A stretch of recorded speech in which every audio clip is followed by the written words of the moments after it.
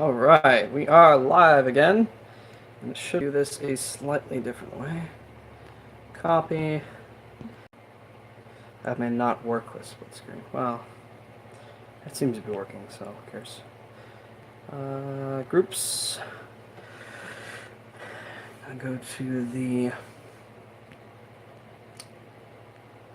Tevo Tornado group. I think it's this owners group.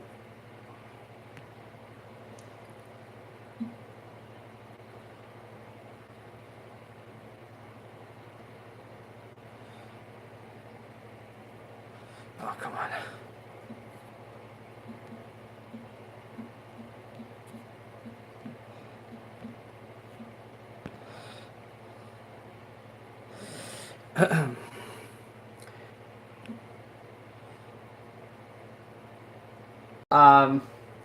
I am doing Tevo Tornado build, and I think I'm using the microphone up there, so if I'm over here, probably won't catch it very well. Whatever. So to get started, I'm going to need this box. Ugh. All right, and in this box. This box doesn't normally come with a garbage bag on top, but it was raining, so I just thought I'd put a little bit extra protection. The garbage bag was not big enough for the box. I was planning on sticking the whole box in the bag, but as you can see, the bag is only just wide enough for the box flat. So obviously trying to put this inside doesn't fit so well. So we're going to keep this around though, because we might need to throw out some garbage later. But let's open this. I think Teaching Tech did a really good unboxing and build video. And a few other people, I think, too, did some good build videos on this thing. But I find that they do really edited stuff. And while that's usually good for, just checking something out and wanting to see, people's thoughts and stuff, I figured when I do a full build, I think Neris, I don't really know how to pronounce it, but he does like full live streams, and I really appreciate those because a lot of times he'll kind of give you info that maybe you couldn't get otherwise, and tighten this thing, or don't use washers on this thing, whatever. So I'm gonna follow the instructions as best as I can, but I'm gonna let you know if I find anything in particular. Some people said, that the bed didn't come with instructions, or that the extruder was too loose, or whatever. So I'm just going to try and add a bit to that. Now, I'm going to move this box after I open it. I need to pull the pieces out and set them down on the table one at a time. I don't know what I'm doing here, so hopefully I don't cut something important, but I've been told that the packaging is very good. And what I really do like about this Tevo Tornado, unlike my Ender 3, which I don't have my live stream. The live stream of that up on YouTube. I just had it on Facebook. My mistake. It actually has a label. Just showing this side. Right here, saying fragile upwards is this way. So I don't know why Ender didn't think about putting that on their packages. To me, that's just the most obvious thing. What direction is up on this package? So when I open it, I know how you want me to look at everything. So if I open it upside down, who is that helping? Nobody. It's gonna be, all the parts are gonna be upside down, and then when I take things out, it's not gonna be taking out properly. So anyways, I appreciate them.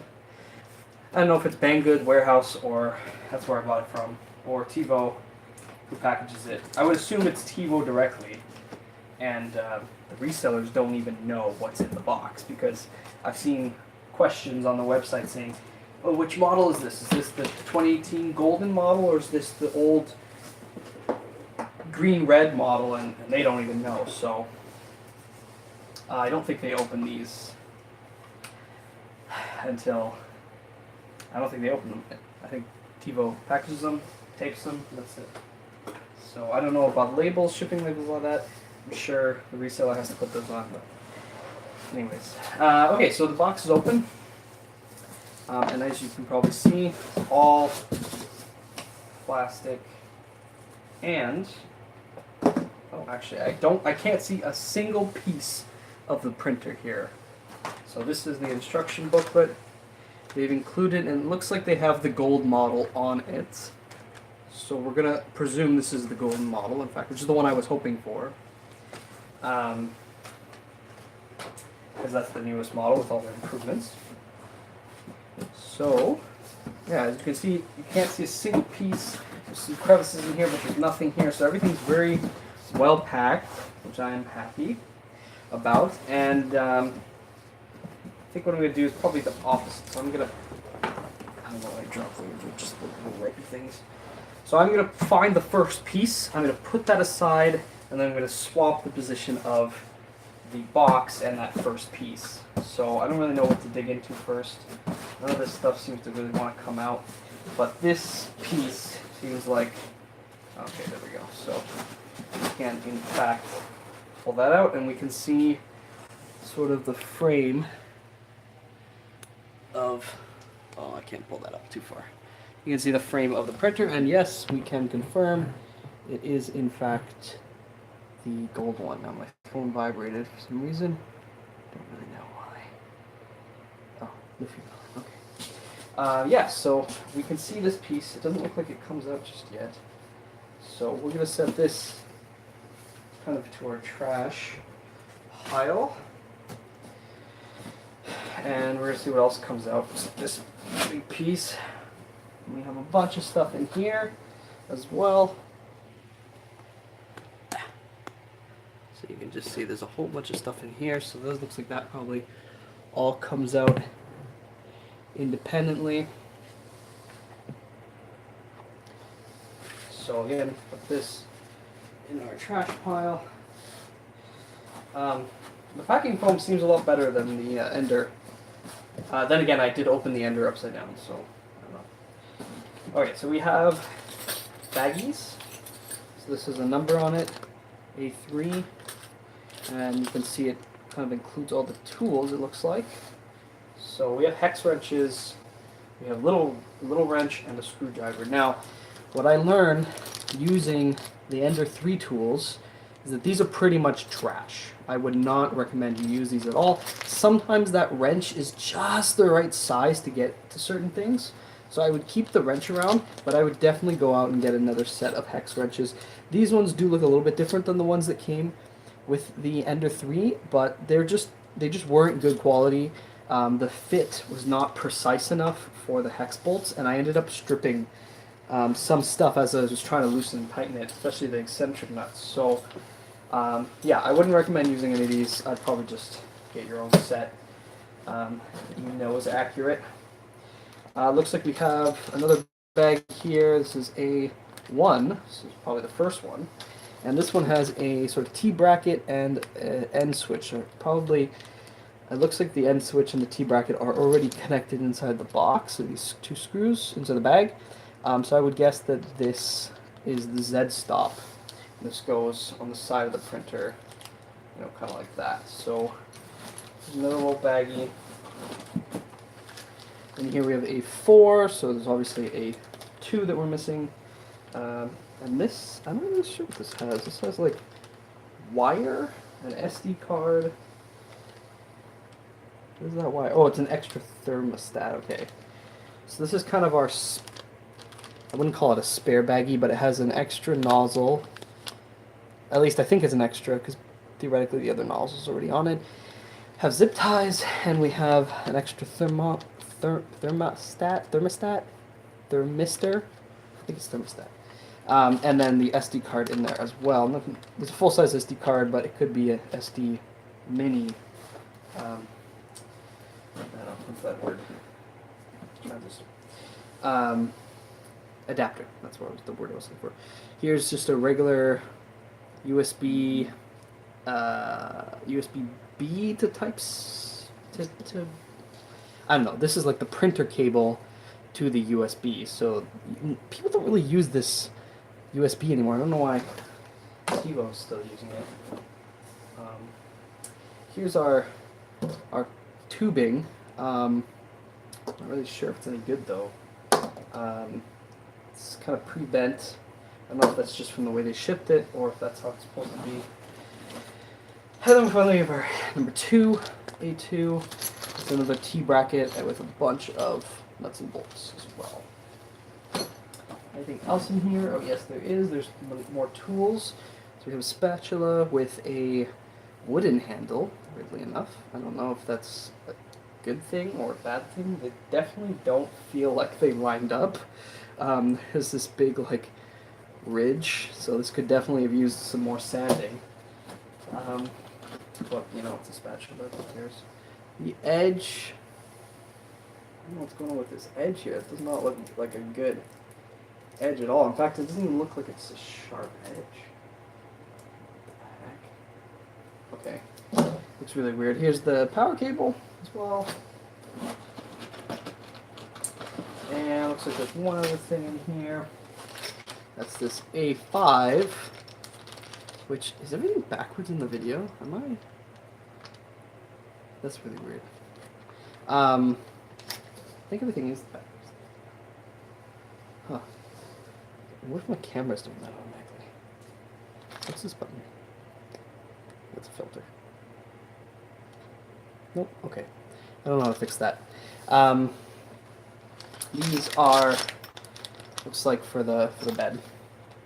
So, okay, so those are all the things I had easy access to. So again, what I'm going to do is I'm going to kind of just transfer this box to a different location behind me.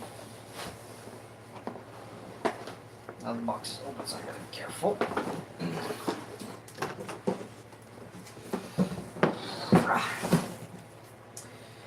Okay, I'm gonna take all these baggies.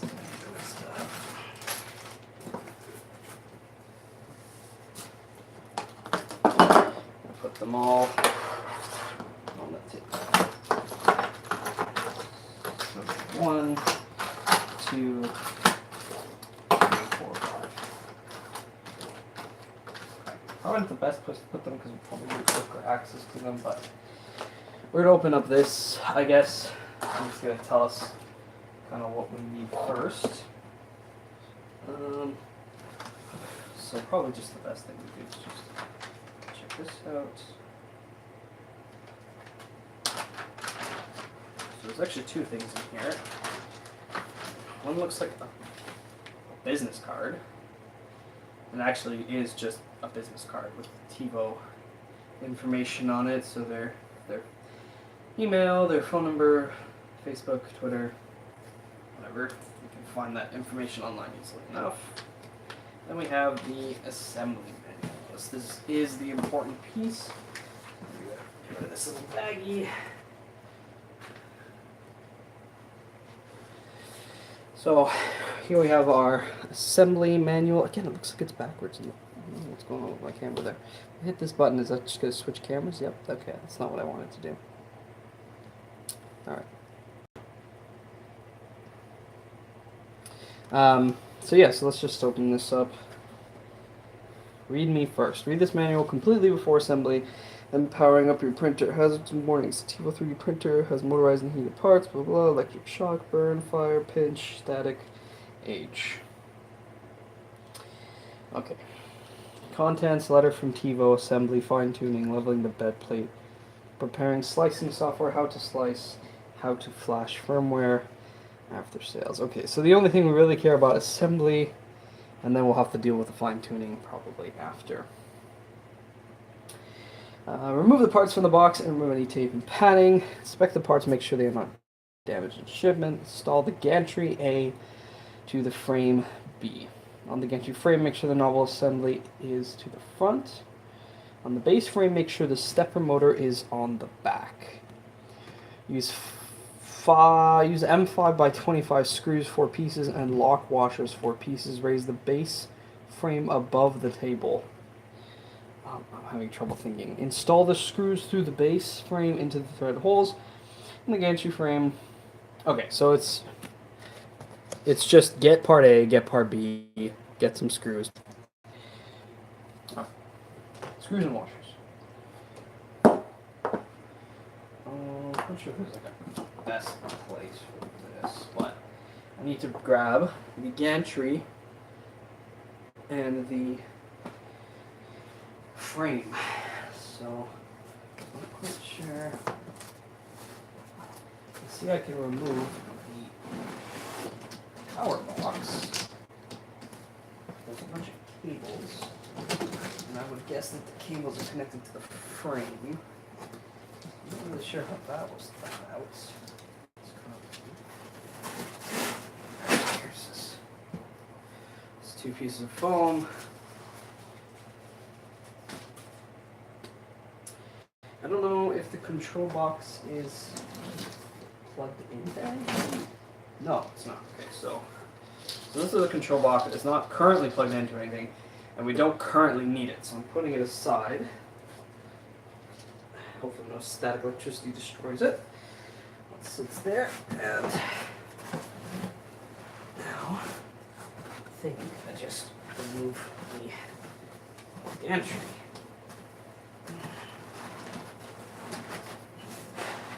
I'm gonna be careful just in case I'm like doing it wrong or something, but I think just being safe. It's all foam anyways. So.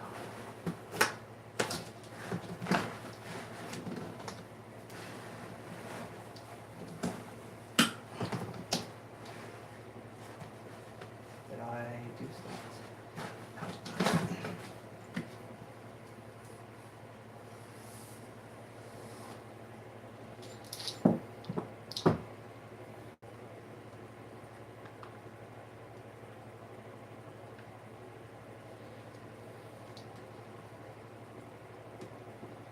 I think I did actually take this belt off. Slides back on, okay. Here was it, and stop switch. Just have gantry, we have this cable, doesn't go anywhere, shouldn't be treating this roughly. This feels a little tight, but I don't know if it's the belt or if it's the wheels here. The wheels, actually, it's a triangle frame, and they seem, the top two seem kind of loose. The bottom one seems too tight. It's okay. This up and down. Oh, it's got the Z rod here. So there's a lot of grease on this Z rod. I'm just moving this up.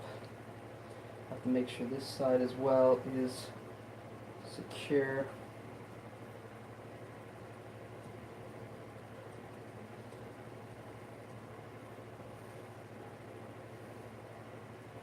C-rod's pretty well greased.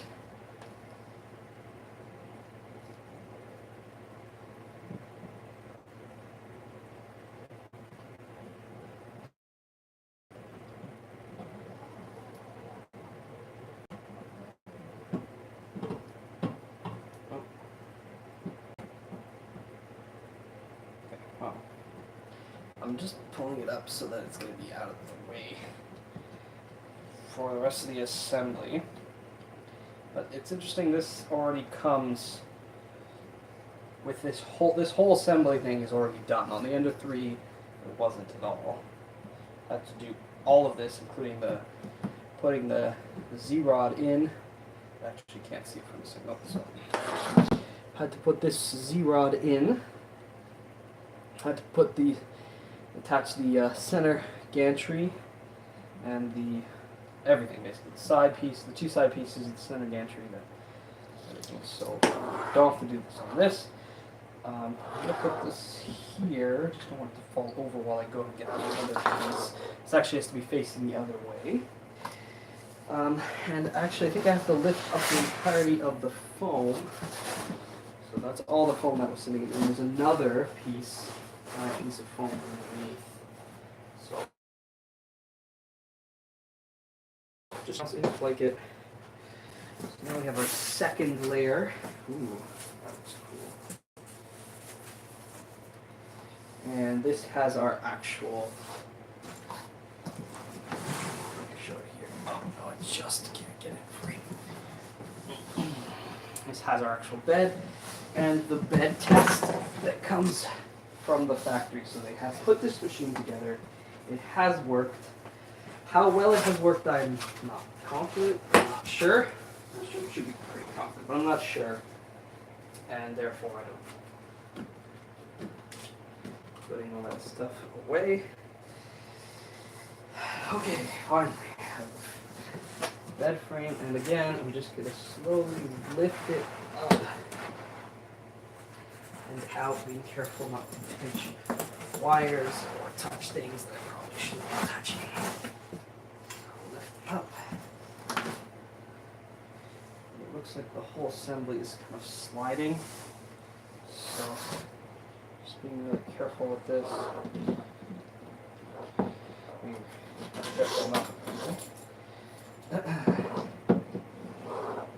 There we go. So, actually has little legs, it seems. And you can see this bed is actually just zip tied on. And interestingly enough, they didn't give me a pair of cutters in this kit. The other kit did. The Under 3 did. So Tevo, you should put some snippers in here, because otherwise I'm going to get these off. You want me to use a knife or something? It's not good, you know? For any of you who are watching, by the way, I don't know what I'm doing. I've never assembled Tevo Tornado before, so I could appreciate any tips you'd like to give me. And yeah, I haven't actually done any 3D printing yet, even though I've assembled another 3D printer before, but it instantly fried on me. So I decided to maybe go with something hopefully a little bit more reliable. Now I know it has some issues, like the bed, little bed power cables here are not super great. That's okay. Anyways, so we're going to grab our actual side cutters. So from our Ender 3. And we're going to take off the bed. I'm pretty sure we don't want to print with this on it or these or whatever. You can see the nice, Tevo has this nice print. Show you, so it's got a little bit of stringing. But these grid lines are actually really nice and even. With sides coming off, as you can see, so it's probably because this was probably done in China, so it's traveled across the world. So you know this does peel off very easily. I'm just using 2 fingers, and I'm just lifting. So boom, there you go. So that's the first print, or maybe the first print I've seen this printer do. I don't know if it actually did this print. Who knows? It's possible. It's possible they did more prints, it's possible they did less prints, but let's look at this for a second. So all the lines look really sharp. All of the perimeters look pretty straight and square. The only thing I do notice is just a little bit of these hairs in between this part. But I'm going to keep this because this is pretty cool. I might put it up on a wall. It's in a very weird pink, I would say, filament. Pinkish violet. So I'm going to try not to ruin this. I don't really have anywhere to put it, so I'll just for now. Yeah, so AC 110. So it's a heated bed with AC current, which means that this wire that goes to that bed has to be very, very well protected, because this is basically like wiring that's coming out of the wall. So I'm just inspecting it here, make sure the part that connects to the metal bed doesn't have anything obviously exposed. I do have some electrical tape so I can wrap some stuff up. definitely this piece here. I'll take a better look at it once we've snipped this stuff off. So snip, snip, snip, snip. Okay.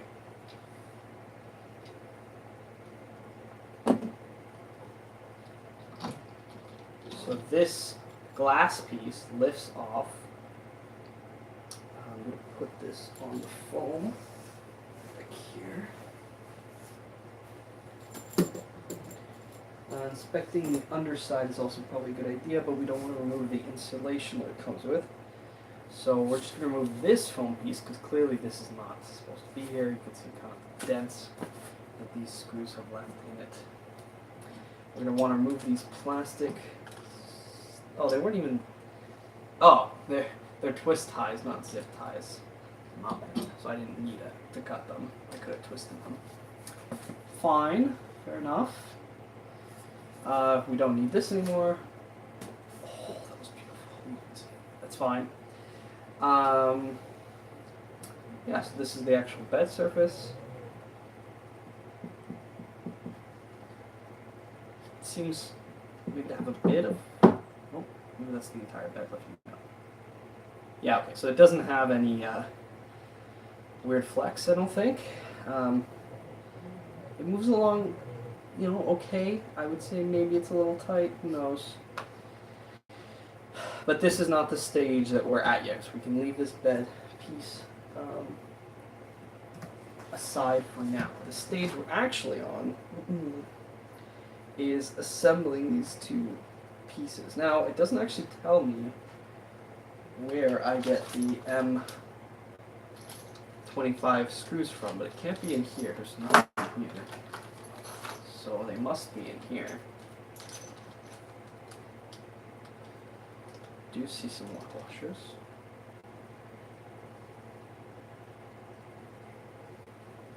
Yeah, so they tell me I need this piece and screws, but they don't actually tell me what baggie the screws in. So what's the point of labeling the baggies if you're not going to tell me where the screws are? I think actually people are talking. Make sure everything is square and enjoy printing. Alright, great. Make sure the wheels on the print bed can not turn without the bed moving. It's straightforward. You just need to adjust the bed there with the springs. Okay, thank you very much, you two. I think it's just two of you that were commenting. Appreciate it. Yeah, so just got to make sure it's square. That's the important bit. So, but again, I think my point still stands. What's the point of telling me? What's the point of labeling these bags if you're not going to tell me which bags contain the parts? So, assuming this is the right side, things go on. I'm just going to be careful here, slide things so it actually sits on the table. And like I said, this being behind the printer is kind of not in the best spots.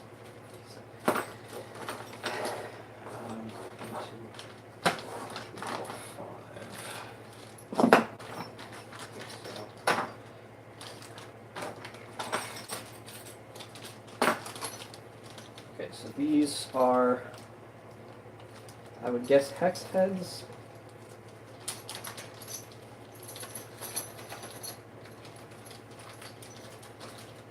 So I'm probably going to need this in a bit. Not yet. So we have 1,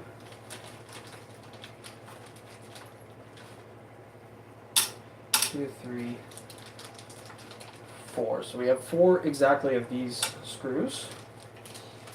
And I bet we'll have 4 exactly of these lock washers. Actually, looks like we have 5. Done.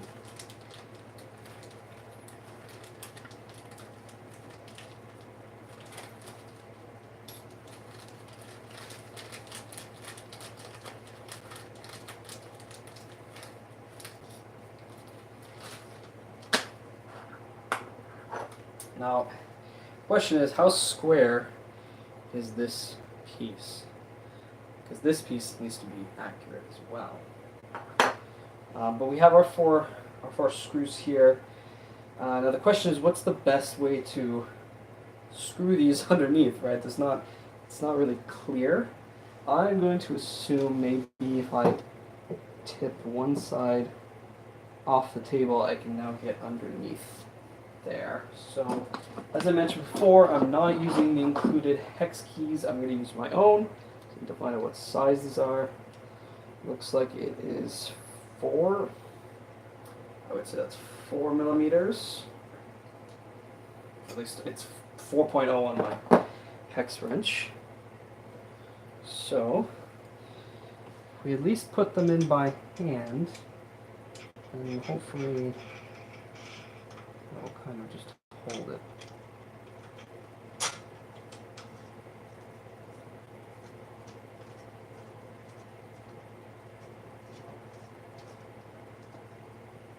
I'm doing this backwards. What? I'm turning counterclockwise. Yes, that's right, because I'm upside down.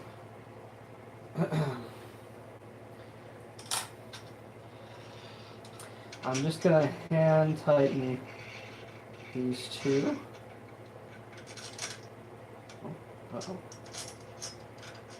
There's a hole there, but there's nothing matching the hole. Oh. So this is not right. Nothing. This looks like this was actually wrong. Slightly wrong.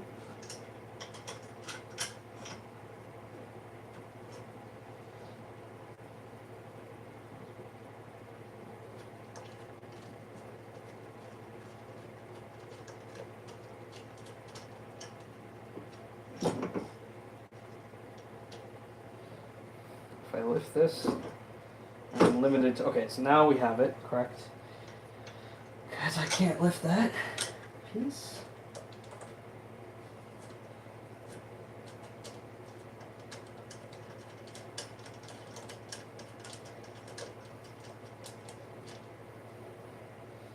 Again. Okay, looks like they're both in. So in order to do this other one, oh, I didn't put the lock washers on. I think lock washers are probably kind of important, so I'm gonna have to undo these.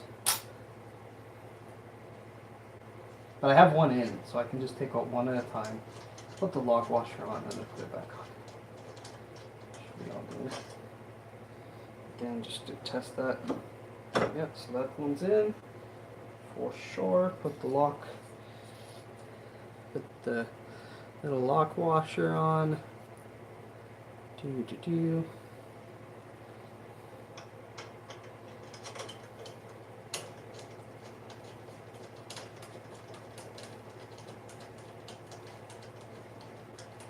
Okay, that one's good. I have to undo the other one. So.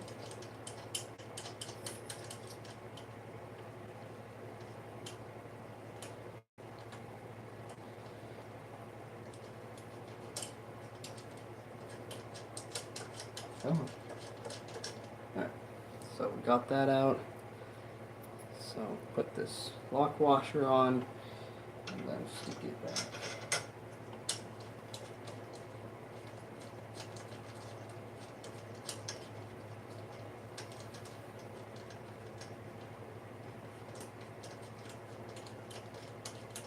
Okay, those two are done. Now we're going to put the lock washers on these before we forget. On these other ones.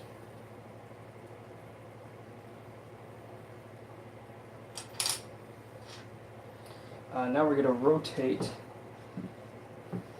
this so that this other side is off the table facing me.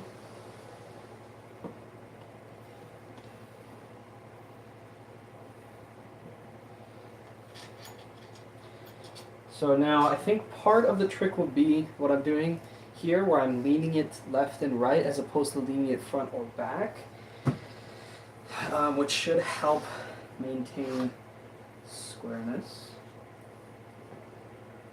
So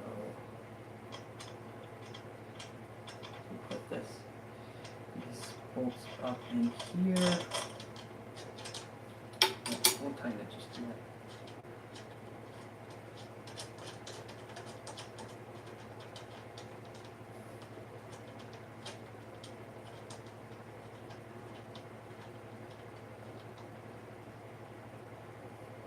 Okay, it's a little weird because there's a big gap, but presumably that's okay.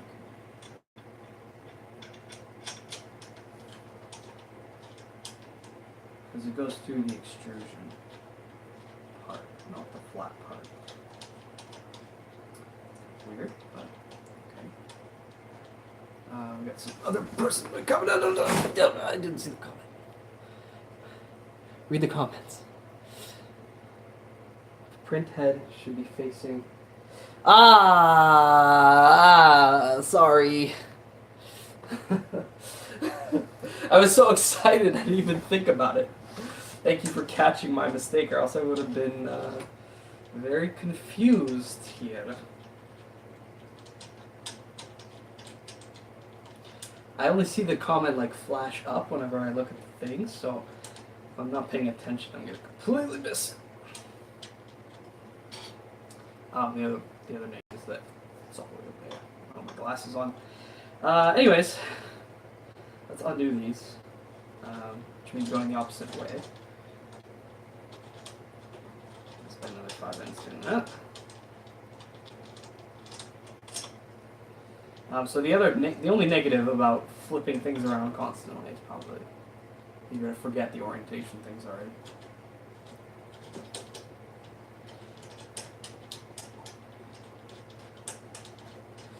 Another thing I think the Ender did well is that for most of the pieces you can't really put them in the wrong way. Oh jeez.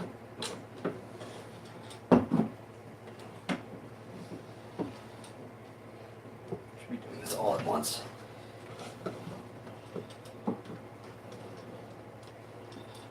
Okay. Okay, we got it. Somebody else commented. I'm sorry.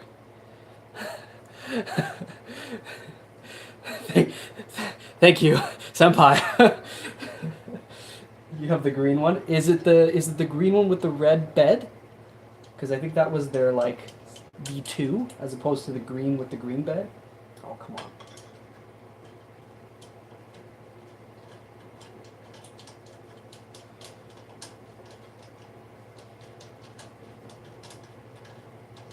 And then this seems, I think this is their V3. Although who knows what other updates they've done along the way.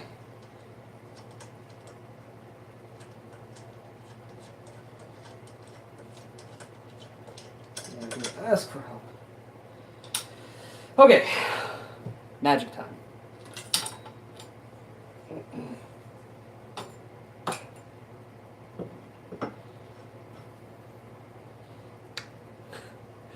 The green and green came with an extra sticker that is red. Oh, interesting.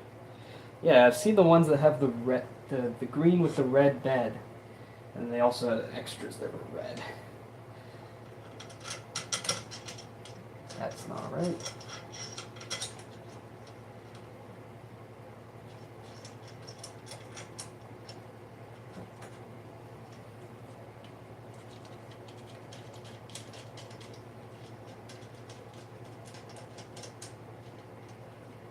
Okay, that's good. Second one.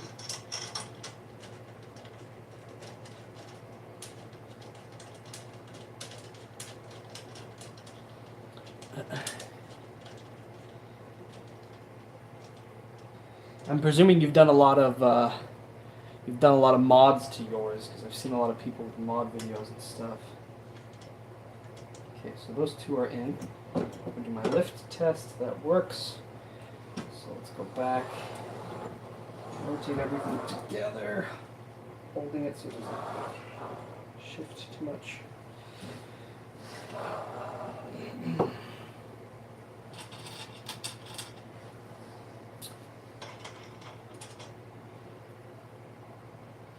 Though I don't think at least not the 28 said something. Ugh. See? not too much. Pet's Fang stepper dampers. I definitely want. I already have the stepper dampeners. I have 5 of them. I was gonna put 3 on my ender and 2 on this because I heard that you can't really put one on the extruder motor. I'm not really sure why that'd be the case though. I don't see any reason why you couldn't.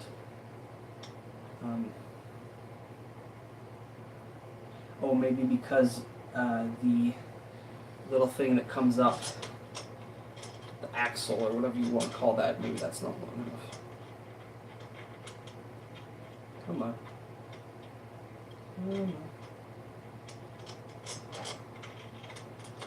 Okay, that's why this is not lined up.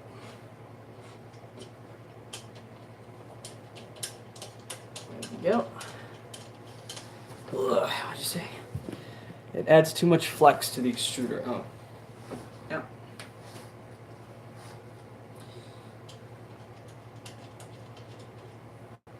Why would it add flex to the extruder? It's the motor. It's not. Oh, you mean the whole assembly flexes, or that the actual extruder motor flexes? That's bad.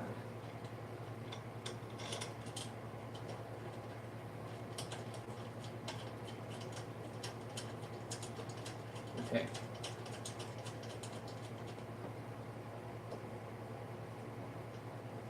Okay, so both of them, both sides have screws in. They have to tighten them. Now this wobble here is what bothers me. Because I can wobble it back towards me a little bit, and the motor stops it. If I wobble it forward, there's nothing really stopping it. It kind of rocks between flat, what I assume is flat, and the stepper motor. So I guess the easiest way to check is to see kind of what. Oh, I need something flatter.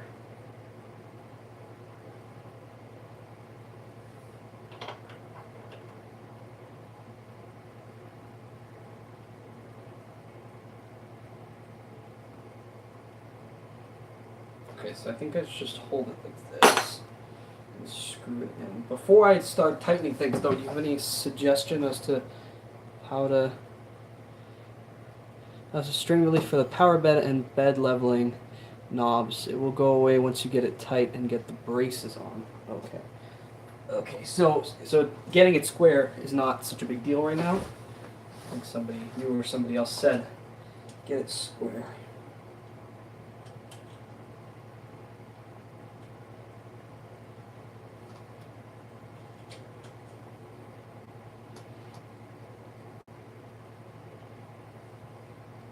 So I'm just going to go tight. I'm using the wrench like this. I'm going to go tight like this, and then I'll go back around and tighten them all like this.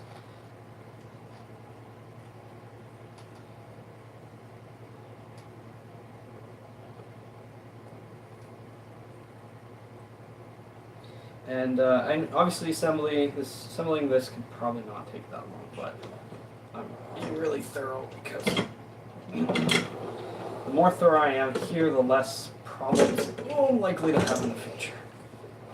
So that's my hope anyways.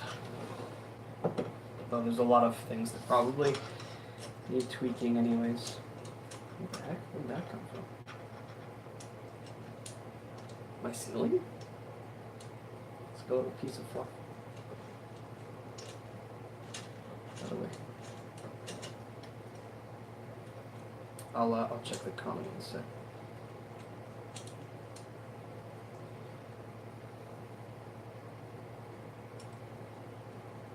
Need a poker or something. Poker. Check the comment. All right.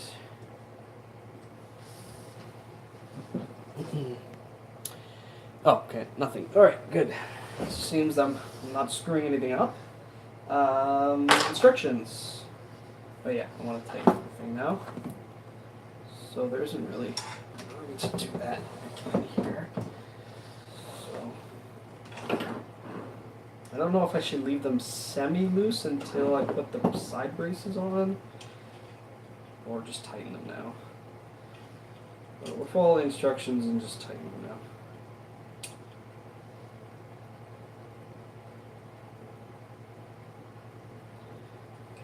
That's tight.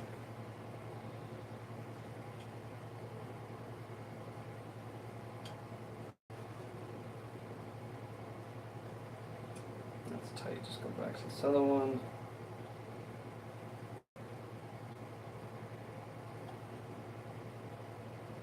There we go. That's good. Flip printer once more.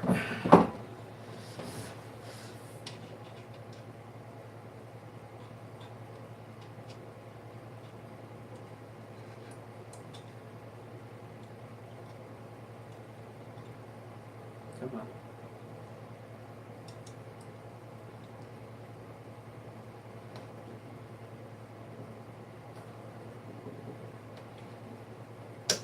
Oi. Don't like that sound. Unless that's the sound of the locking washer.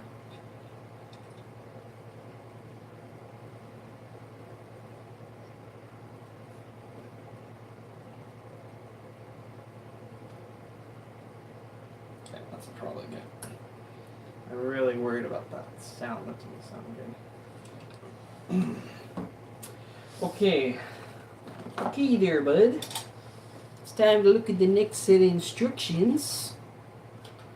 Install the two T-shaped frame reinforcement plates. Okay, so this is one. And two is in another baggie. This one. The plate with the Z limit switch goes on the Z stepper motor side, which is the other side. Loosen the T-nuts by hand and turn them so they will fit inside the grooves on the frames. Keep the nuts loose so that they tighten. When you tighten the bolts, the nuts rotate 90 degrees and grab onto the inside of the groove. Right. Tighten all 8 bolts using the M5 hex key. So, I think it's the same one, but it doesn't really matter. We'll find out in a sec here. So, we need 8 T-nuts and 8 shorter screws. They're probably all in this bag. Maybe? Nope, they're not. Oh, this bag this one already comes with all the screws on it.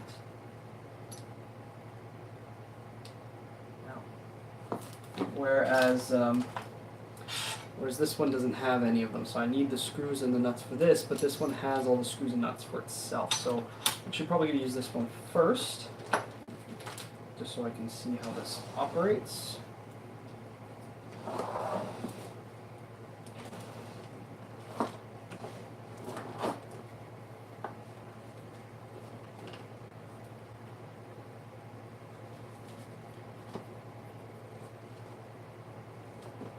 Just sit.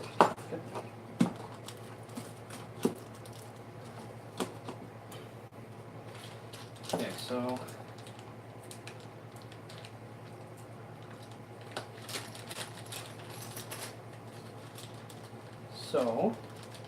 these are actually 2 pieces that are actually not attached, and I'm going to lose all the screws here, so I thought they were attached to each other, but they're definitely not.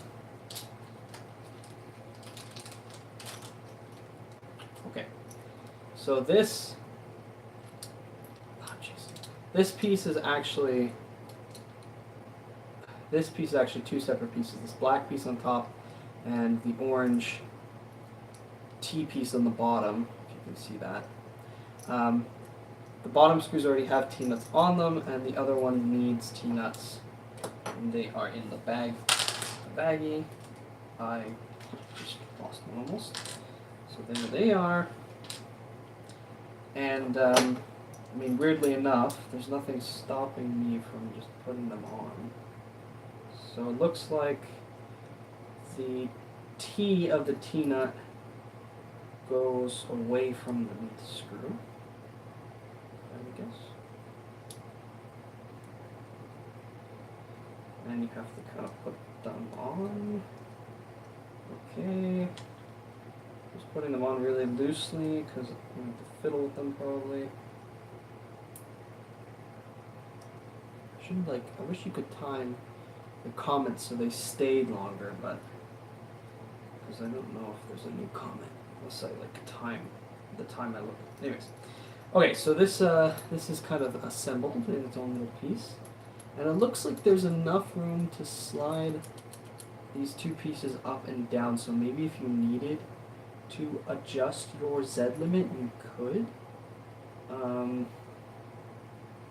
I don't really know like where it's supposed to be, if it matters, but you know, we can always adjust that later. So we need to line up all these T-nuts so that they go into the extrusion. So the top middle ones need to be up and down, and the other ones need to be side to side. And then it kind of just pushes in. Okay, that was easy. Now we're going to try our other hex nut, but no, this is way too big, so we're going to have to look for a smaller size here. Probably not just one size down, nope. It's probably 2 sizes down. Yes. So this is 3.0, which I assume is 3 millimeters. Now, these T-nuts are kind of weird. You have to like get them to turn as they tighten, which is, I think, is the weirdest thing. So you like tighten them, and they like turn internally. But for the ones you can't actually see, you don't really know if it's turning internally or not. You just kind of have to guess.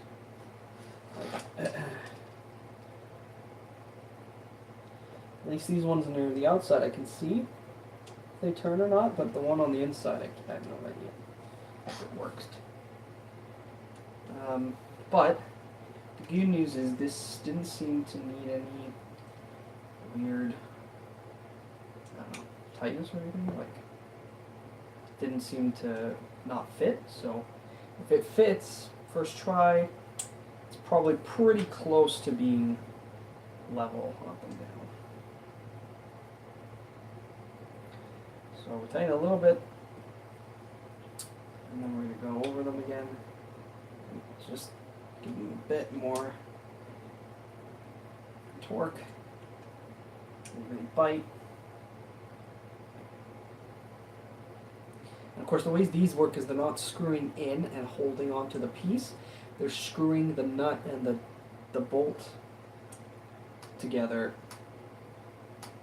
and that's clamping the piece between them.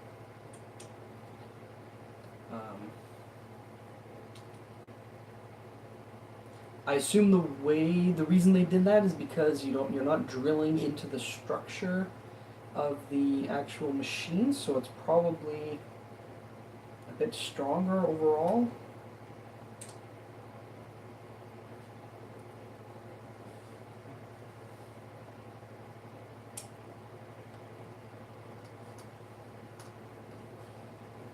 I think I've done them all pretty good. So, let's say that's good. I don't know what's up with these. Maybe they're not quite a perfect fit. Seemed a little loose to me, but didn't seem to strip them, so that's fine. We'll move on to the other side.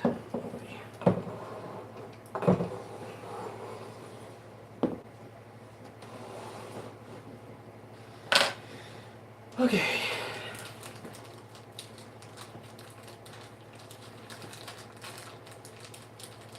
So I'm assuming I'm doing everything right because I'm not being like that. Appreciate it though. So we're going to probably need all of the rest of the nuts in here, but I'm just going to take them out carefully by putting them all into my hand, throwing the baggie away, putting them all on the table, and it looks like we have way too many T-nuts in here, so that's weird. So we know we need 4 screws. We have an extra lock nuts, and we need 4 T-nuts. So we have 4 more T-nuts. Why would they give us so many extra T-nuts? I have an idea. But I won't use that idea right now. I'm just going to put these extras back in the bag. So here's our other piece. Now if I actually look at it carefully, it seems that one side has been sanded and the edges are a little more round than the other. Edges are very sharp. And normally when I see that, I assume that the slightly rounder edges are the outside face. Now it could just be a byproduct of the manufacturing process. I don't know. But usually if they've polished one side, which looks like what they've done, then that's the outer side, because if you rub up against it, you're not going to cut your hand. So that's going to be our outside. And one of the other benefits of T-nuts is that you kind of can just put all the screws in and put all the nuts in. You don't have to worry about the screws falling out of the hole when you try to assemble it.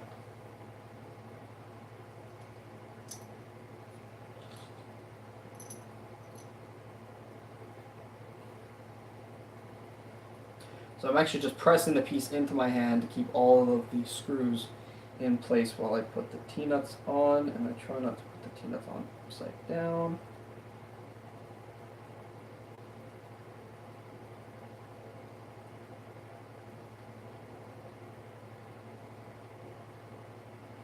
Okay, one.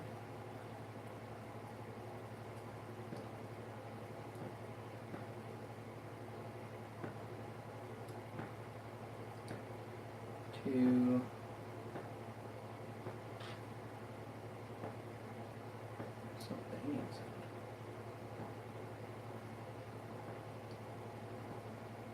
Three.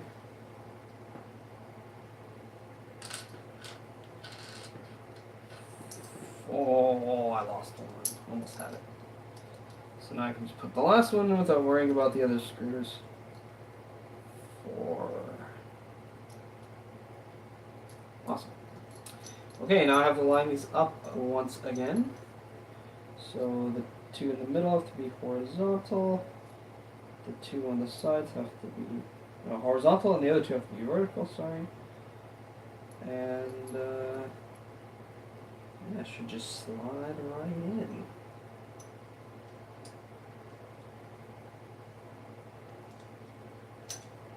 Unless I screwed something up, so let's try that again. Let's try inserting the middle one first this time. There we go. I don't know why, but that works so much better. And these obviously aren't holding anything but the frame. I'm using the wrong one. But the frame. So we can just kind of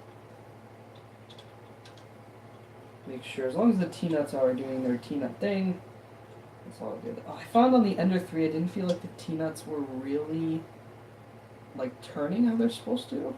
They weren't turning fully. They'd go like this one turn at all? No, it didn't. So actually, that one didn't work. So actually, you gotta make sure the rest of them did. Loosen them a little bit. I'll try again.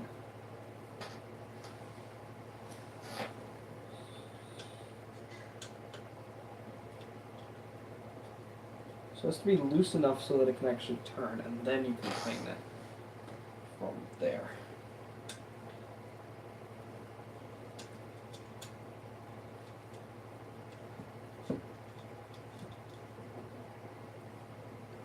Okay, so those seem to be good. Now we're going to go over them and give them a good proper tighten.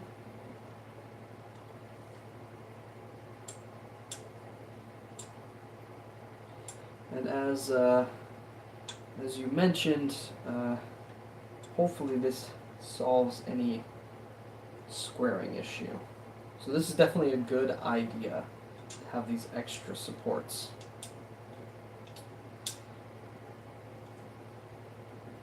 They don't have to be very long. They just have to be dimensionally accurate, I'd say.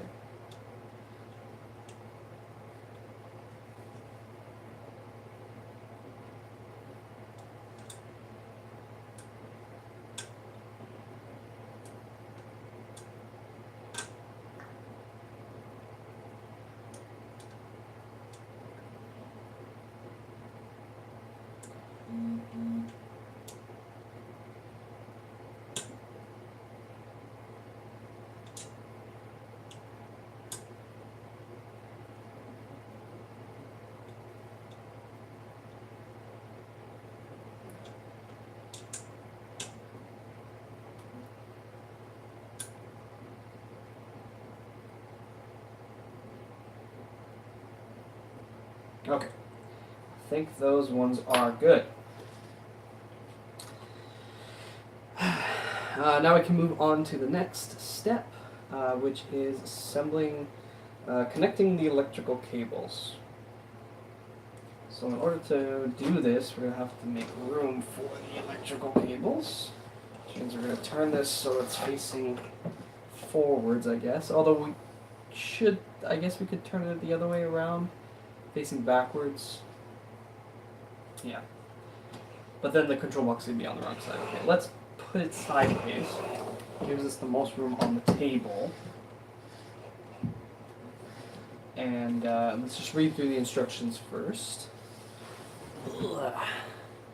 Have you checked all the wheels? No, I have not, because I believe that's in the tuning stage. I'm still at the assembly stage. But you make a good point. Probably before I put the bed on, it'd be best to check the bed wheels. I did notice that these wheels up here seem to turn, whereas the one at the bottom does not turn independently, so probably these two need to be tightened. The rest of them seem okay as well, so these ones may be a little bit loose as well. But these ones for sure are, there's 6 of them, so it's kind of annoying, I'm sure. But yeah, this doesn't quite feel great, but it already has the belt on it. Now I could actually just take the belt off and check it that way, but let's finish the main assembly first. The bed wheels are easier without the glass. Only the ones on the right can be adjusted.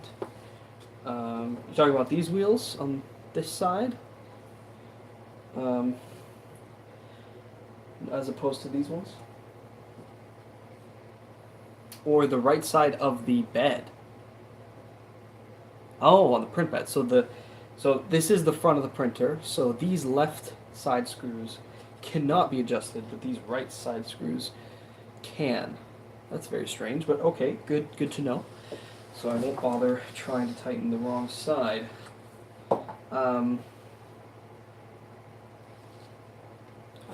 Okay, well, the thing with the electrical cables is telling us to put the heater cable and everything on. We don't want to put the bed on yet, so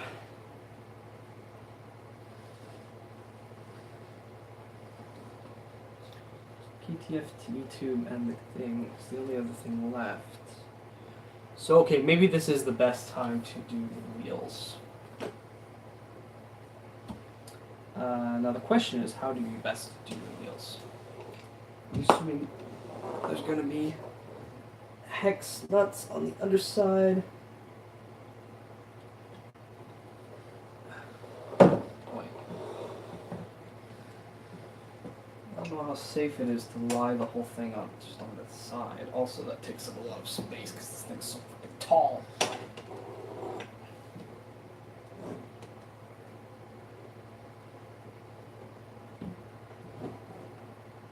Now see, it's resting on this piece. I don't want to do it that way.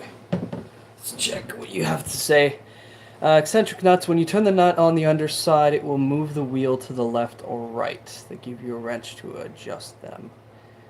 Hang on. What? Eccentric nuts. You turn the nut on the underside, it moves the wheel to the left or the right. So you don't even need to worry about the top screws. It's weird. I do have the wrench here in this little baggie.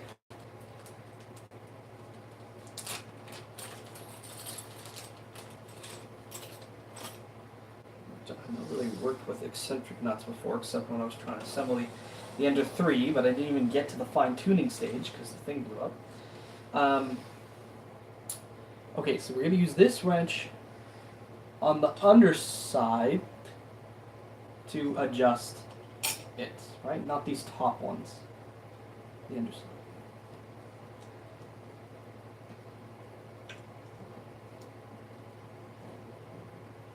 I don't like this.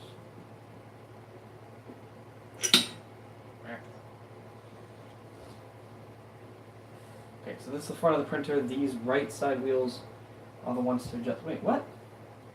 What? You lied to me. There's nothing on the other side. The only thing is the hex. You can use the hex wrench, not this wrench. This wrench for the top.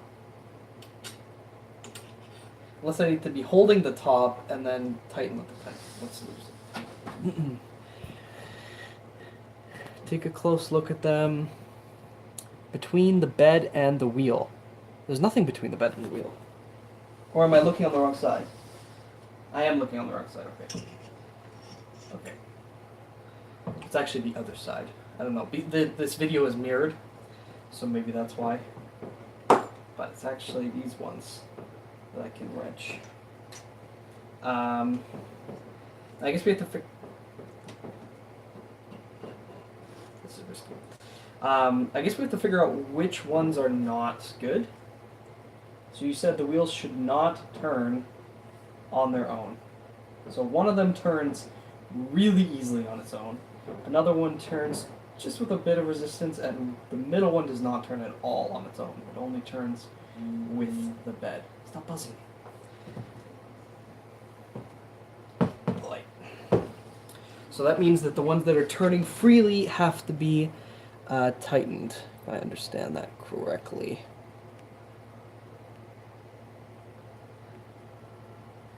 People are commenting on my post on Facebook. Okay, I can't really check Facebook because I'm busy. Okay, so yeah. So correct me if I'm wrong. They should not be turning freely, but they shouldn't be over tight. So have to make that compromise.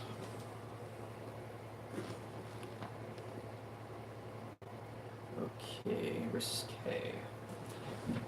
Correct. All right, thank you.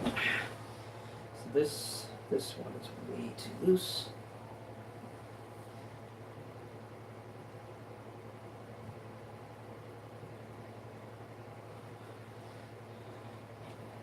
What if the ones on the other side of the bed are loose? The ones I can't adjust? Am I just screwed?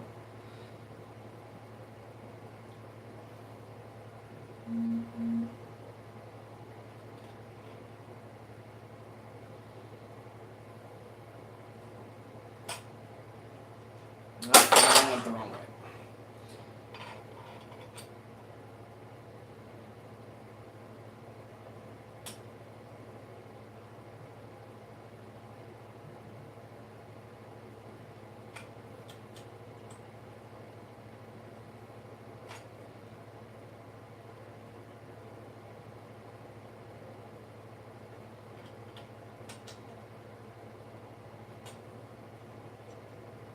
Why is turning it this way going backwards? It doesn't make sense.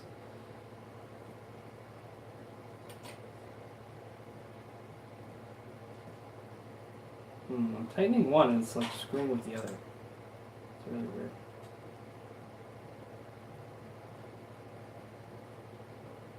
Okay, so now all three of the adjustable ones do not move on their own.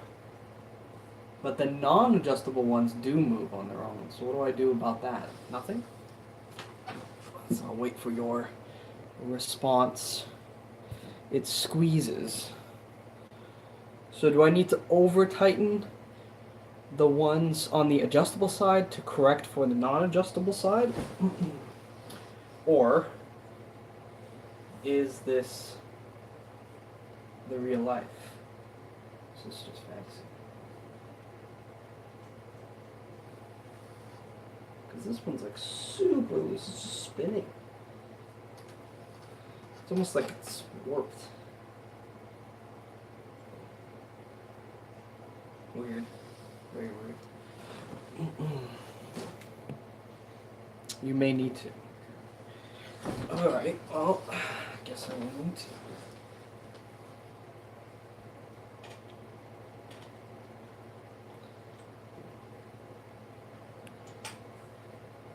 Oh, I see. Okay, so tightening the adjustable one fixed the loose one, but now another one's loose.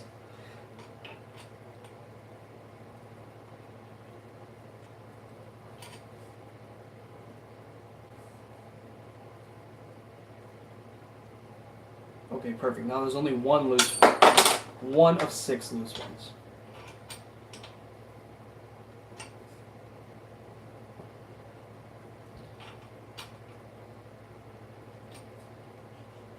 Oh, I think I went the wrong way.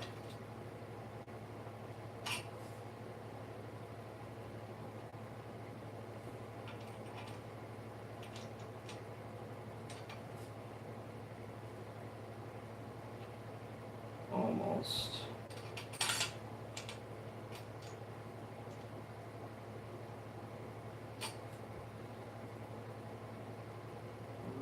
Close. I'm like just making minor adjustments because I don't want to go over. Okay, perfect. So these 2 are tight. Go back to the other ones. They're not. So I'll have to readjust. These 2 are almost good.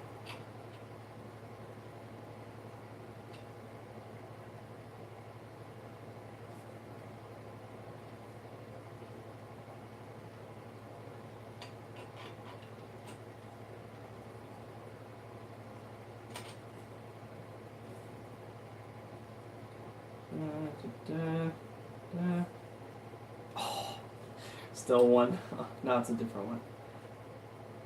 This was actually the other one, I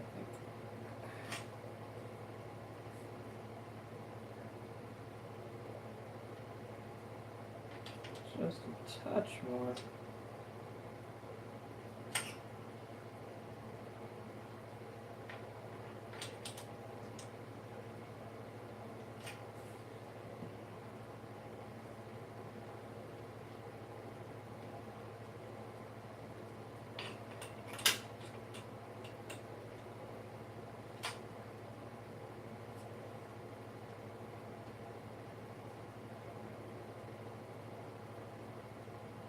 Alright, I think we got all 6 of them good and ready. Is there any others that I should bother with, or I guess I can probably do them later when the rest of the machine is assembled.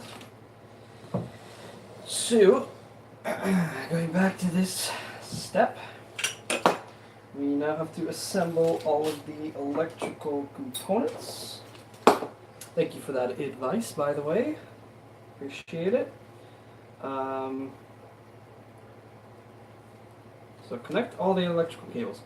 Put the control box with the lead screw side on the lead screw side of the printer with the screen facing forward. Connect the heater cables to the control box. The cable for the build plate has 4 pins. The cable for the nozzle heater has 8 pins. Rotate the connector until the pins slide easily into the socket. Do not force them after the pins are fully inserted. Hand tighten the knurled nuts so they don't become unplugged. Connect the stepper motor and the limit switches. Connect the power cord. Turn the box on. Okay, I'm going to assume that I need the heated bed on the printer, and they missed that step in the assembly. Still, I think even since the original Tevo Tornado, they have not had that step in the printer. So, in the instruction manual. So, we need our beautiful semi-transparent red gloss. Oh, I guess I can't really see. Yeah, semi-transparent. It's a glass ceramic according to Teaching Tech. It's not actually a glass bed, it's glass ceramic mix. So I think we'll probably need all the other pieces first. Put that there just yet. Okay. I saw it coming. Pop up. Bleh. Yeah, they left that out. Okay. The others can be done later. And they in fact did leave out this stuff. Okay, so I probably just need everything in this A5 bag because it has 4 yellow springs, some really long nuts, some thumb screws. So screws, nuts, things. And this is where my secret plan comes in, although I don't actually know if it'll work. So there's only one way to find out. Dump these parts out. sure we actually have enough of everything. Looks like we do.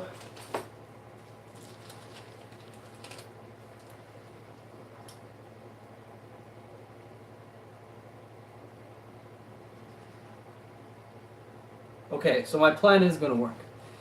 So the problem I've heard, because this is literally a screw, can't see it. This is literally a screw sitting in and a nut at the bottom. When you start tightening it, the whole screw spins with the nut. So I'm going to use these T-nuts to secure this together to the bed.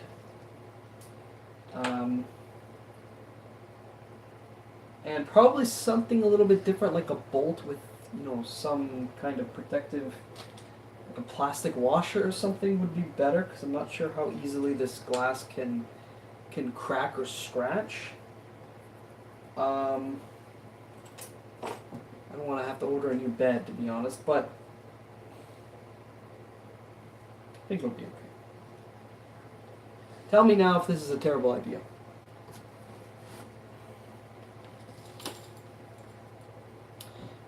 So I have to put the springs between the bed.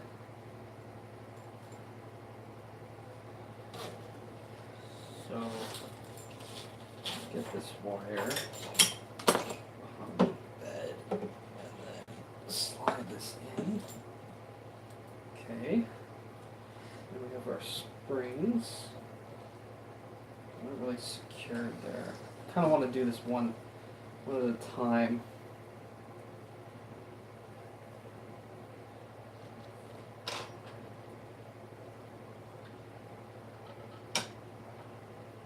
So it's going to go screw, nut,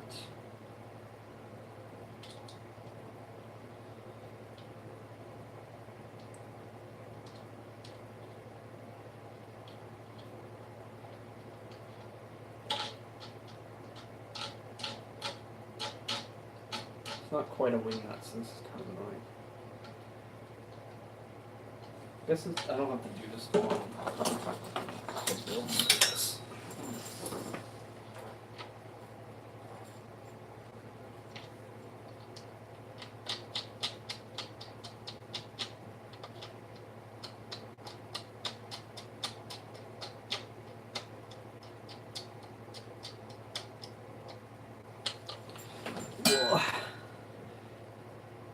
Expensive play might not have issues with the screws. Normally, once you get the bed level, you don't need to mess with it. Even so, they do move. It's a one-time inconvenience. You know what? You're probably right.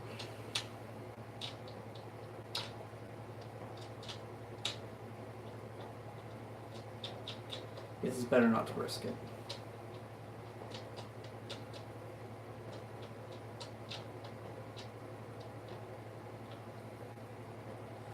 I can't imagine this being a fragile surface, to be honest. Glass ceramics, it's gotta be pretty tough. But this might screw up the spring system.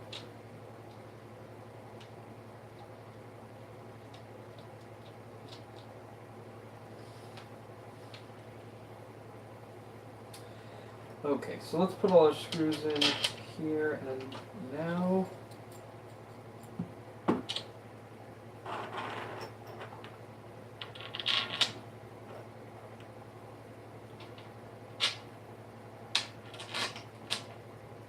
Could probably put the springs in, but nothing would hold them. So we're just relying on gravity.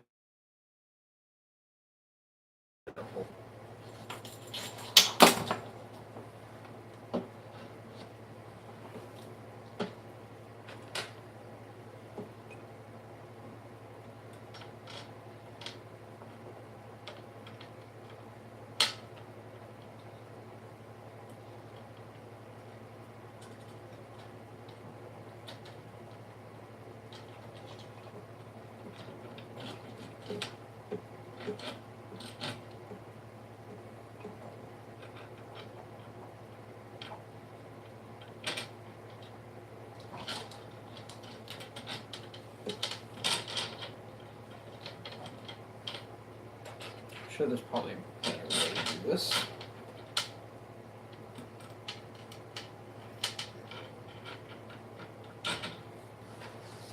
But ow, that corner's sharp.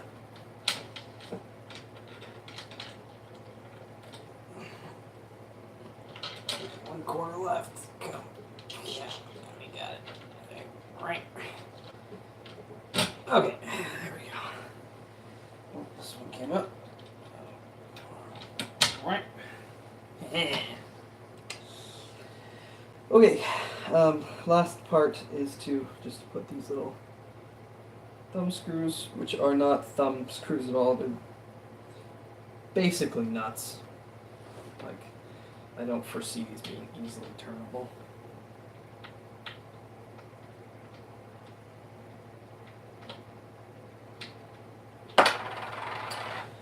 Putting them in backwards or something.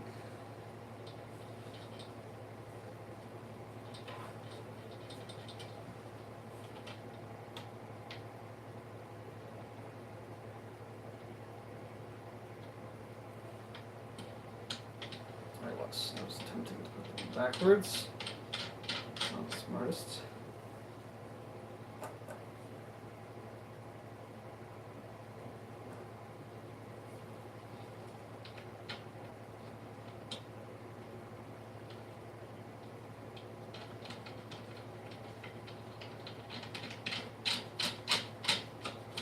Okay, that's two down. Let's see if I can do these ones simultaneously. Oh, okay.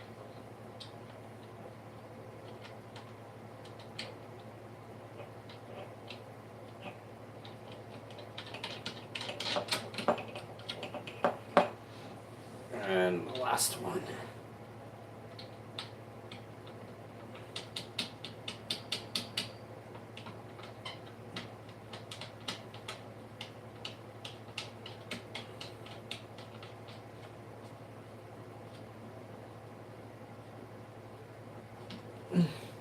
Okay. Now I don't know if like the normal thing is to like tighten them down as much as you can so that it doesn't accidentally get in the way of the nozzle first time it does anything, but I guess I'll do it anyways.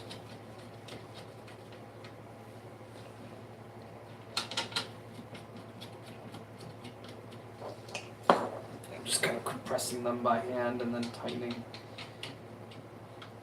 the screws. So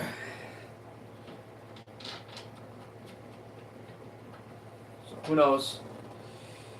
I guess we'll find out when we home the Z-axis.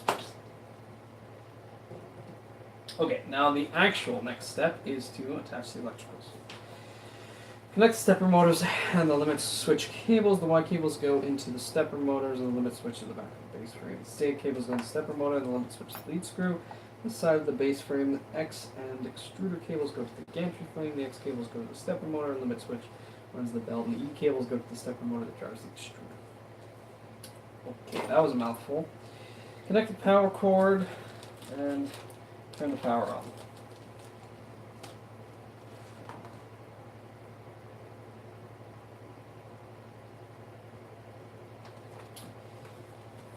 Okay, now here's the scariest part. I'm always afraid of electricals because I'm not really that good with electrical stuff, and my last 3D printer exploded, so before I even got to do this first test. So, you know.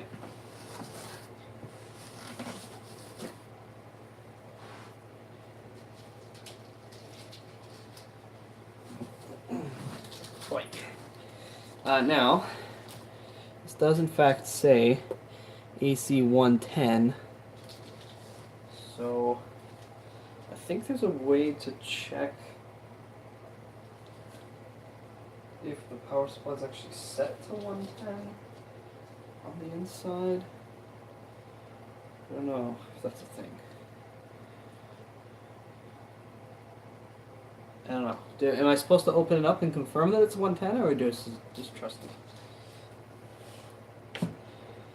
It's like if there's a little switch on the inside like there was for the Ender 3, but the Ender 3 was outside, so I don't know this time. It's like a buzzer here.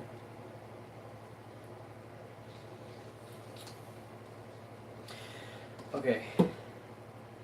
So, slide the lead screw facing forward. Connect the heater cable to the control box. So that would be this one, the bed heater. It has the 4 pins.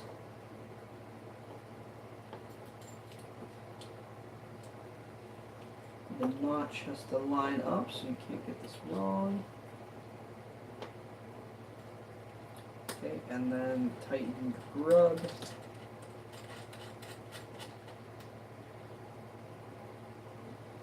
So this should never come out, hopefully. Number 2, connect the cable for the build plate and the nozzle heater. So now the nozzle heater is this one. It's kind of curled. I don't really want it to.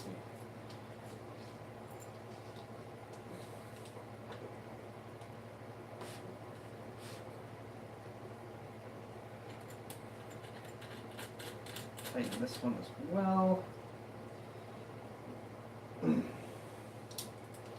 This tubing is not as nice, for sure, as the ender tubing.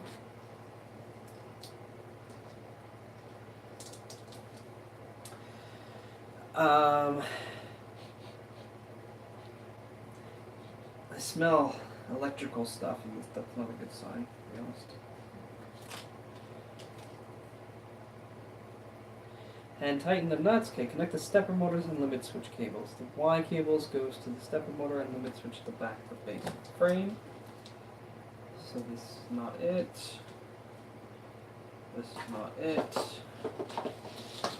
This is it. Motor Y, limit switch Y. Okay, so this cable management's definitely not great.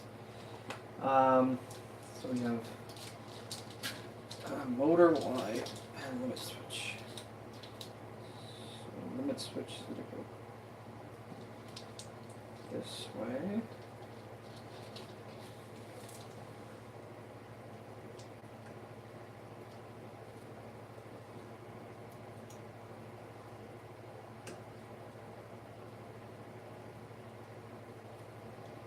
Okay, it kind of clicked into place, although it seems a little loose, but it's fine. And the motor, can't really see from here. So it probably goes on this way.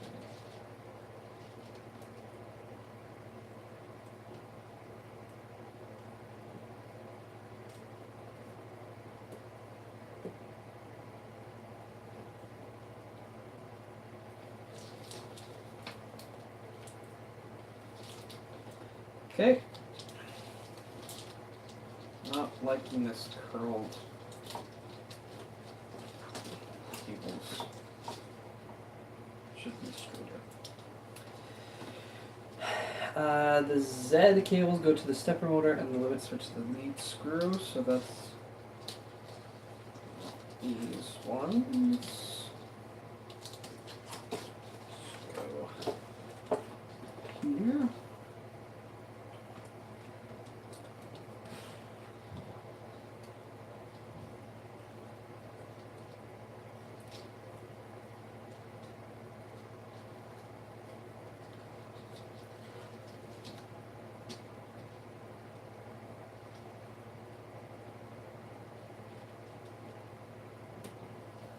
Click, and I don't know how the heck I'm supposed to get this to the Z axis.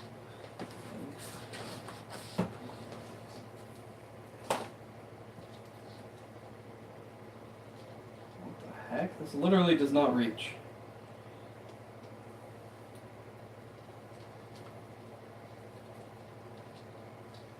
I have to pull the wire a little bit out. Oh, jeez.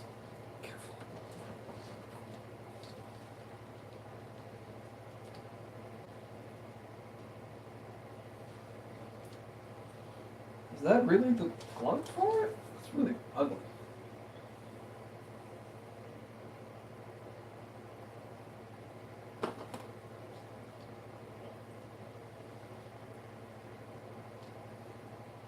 So this Z limit switch plug is not...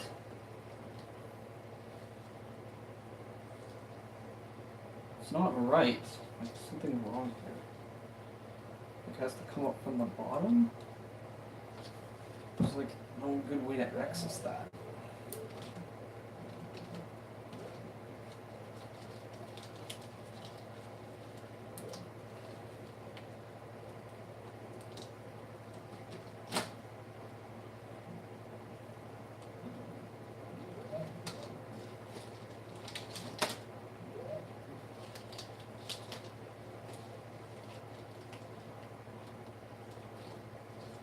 I think this is supposed to go under the printer. This is the the long ones.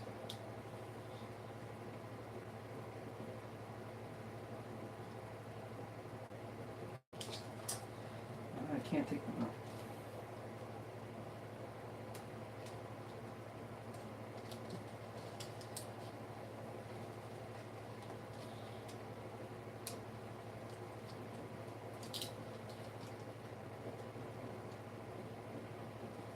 Oh, hitting sharp edges.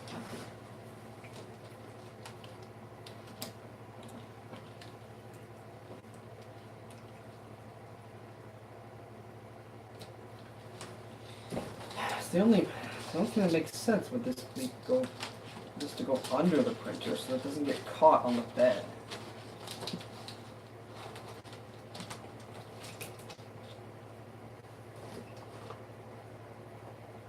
Right now it's getting caught on the bed constantly. Let's just check if anyone's said anything for a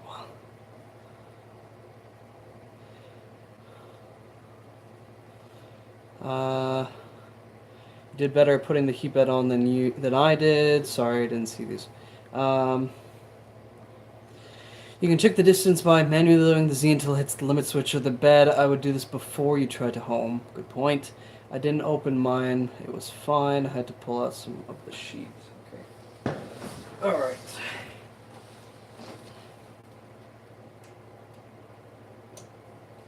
In you go.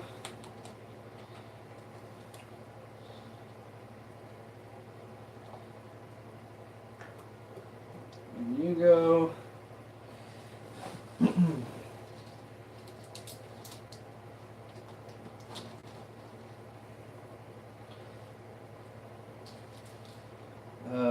Back to the Z. On here, yep. Pull the sheath out a bit. I need to go around under.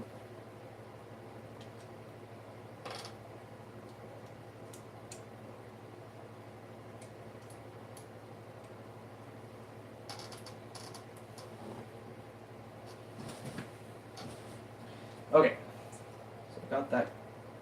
That's done. Oops.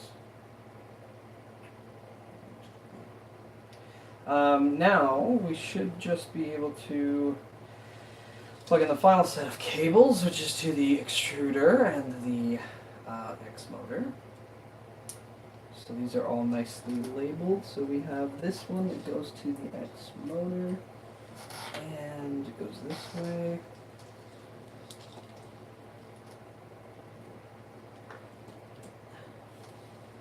Do.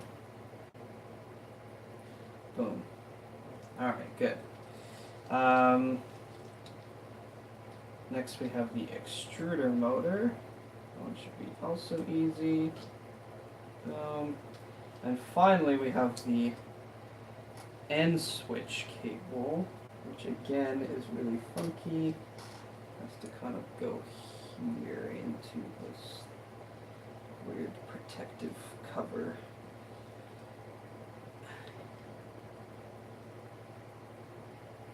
It's a little close to the X motor.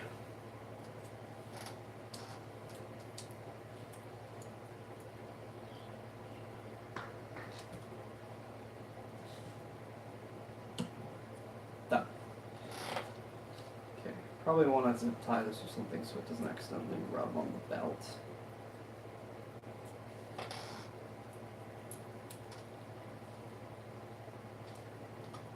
Okay, that's all the wiring done. Next cables go to the emitter and okay.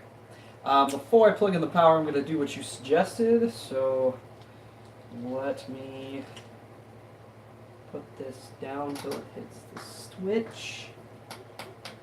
And I'll just make sure it doesn't go too low on accidentally hit the pad.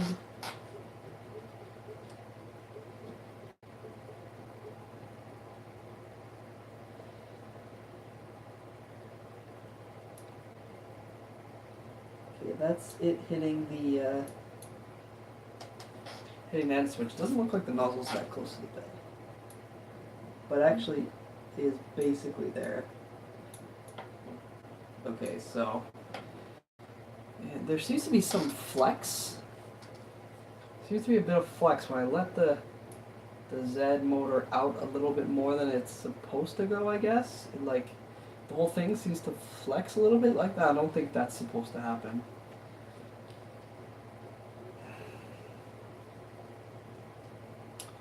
But I'm going to lower the bed again.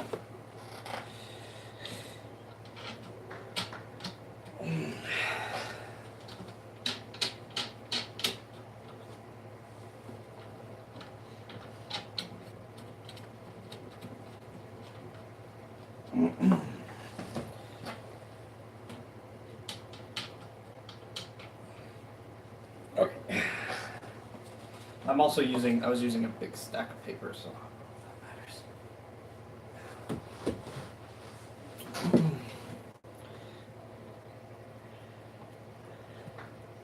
I used a zip tie for the end stop switch to stop it from rubbing. I tied it to the standoff. The Z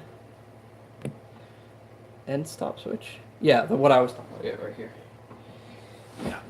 Yeah, I'll probably do that just to tie this out of the way of the motor.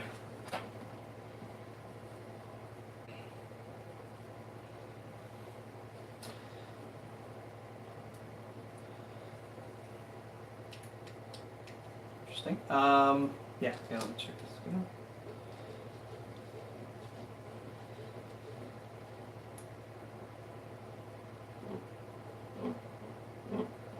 Okay, so it hits the Z stop switch, and even if it goes past that point, then it stops, which is probably right. Oh yeah, we got lots of room to level the bed. We're good now.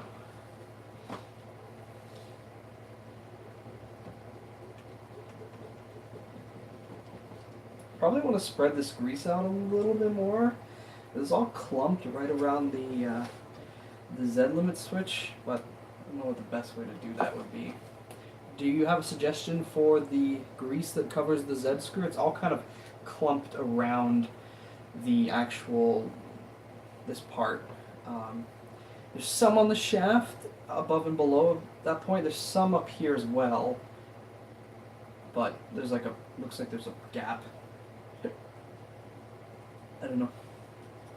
It's probably fine. Connect the power cord. Okay, here is the moment of truth. Well, it's the second moment of truth. It's the first moment of truth. This is our power cable. First moment of truth will be, does it power on? The second moment of truth will be, can it print something without exploding? So this is not very long. So that's a little worrisome.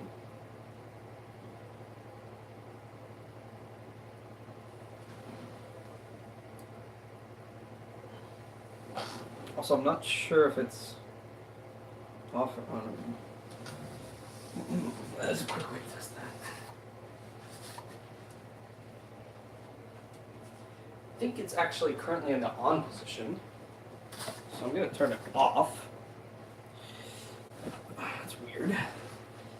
And then I'm going to plug it in, and before I plug it in, I'm going to just check that the frame that holds the wheels that are closest to you are not bottoming out on the Z motor. The frame Maybe Z coupler. I replace the Z coupler with a self-centering one from Thingiverse. Check that the frame that holds the wheels that are closest to you are not bottoming out on the Z motor. The frame holds the wheels that are closest to you are not bottoming out on the Z motor. No, I think I have tons of space for that. I have tons of space. The only reason it stops is because I hit the Z limit switch, and then it's pressing on the Z limit switch. So it's actually the Z limit switch that is stopping the movement. If it goes beyond the Z limit switch, then it just rubs against it. It's not good.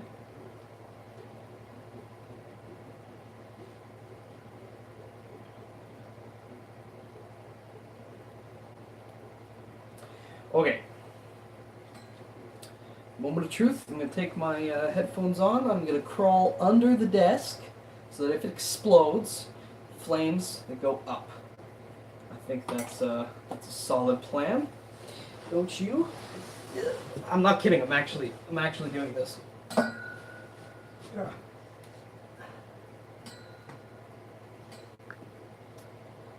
Moment of truth. 3, 2, 1. Okay. Oh shit. That was my bad. Thankfully, nothing exploded yet.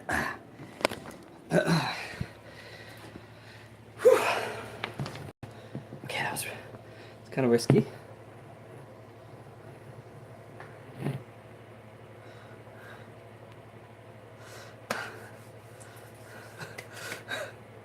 Thankfully, it wasn't the machine exploding.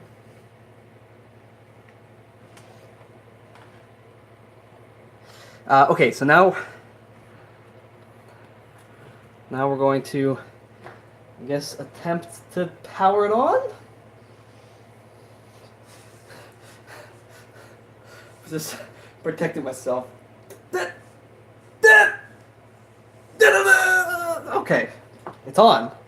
It's on. It's on. You can't. How do you focus on this thing? Okay, you can't see it. Camera. There we go. It works. Okay.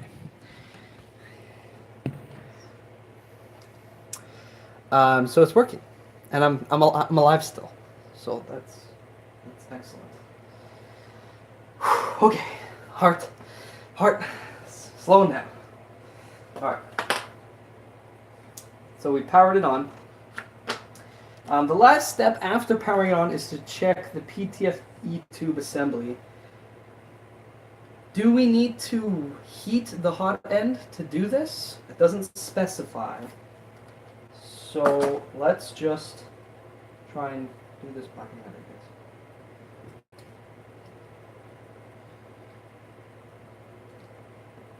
You can't. How do you like? You're supposed to be able to pop this thing upwards.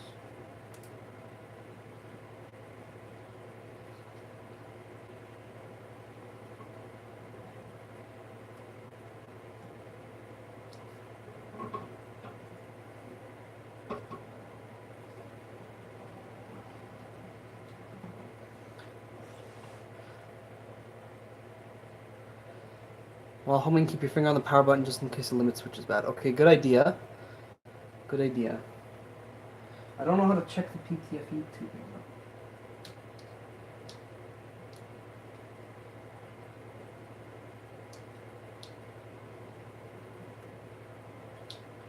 I mean, I assume that's good. So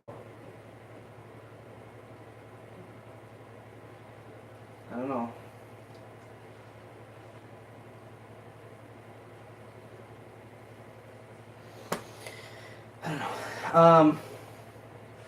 Okay, so what do?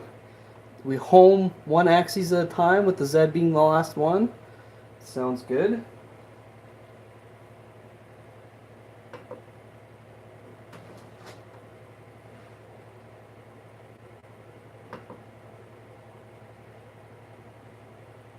Why don't we try just moving the axes a little bit in each direction just to see if that works first.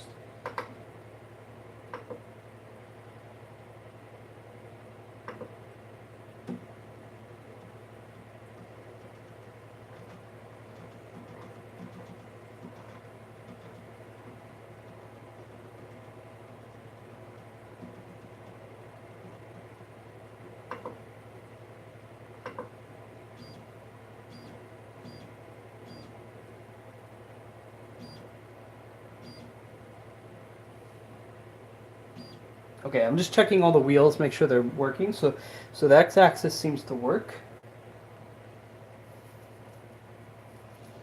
Push the black piece down and press the two. That's what I did. So assume that's okay.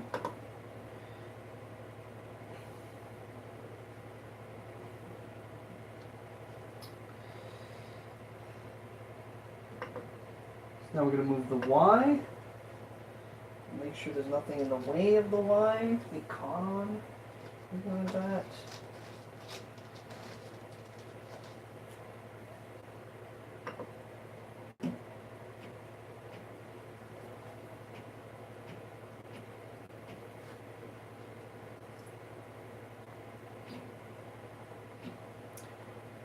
It's weird that it's not.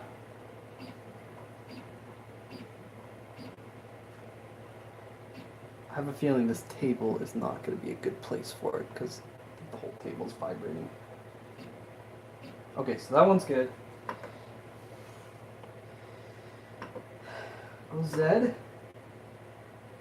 Move the Z.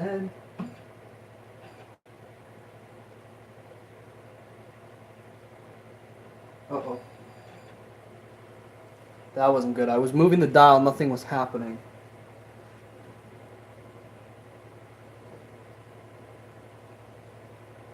I'm hearing something.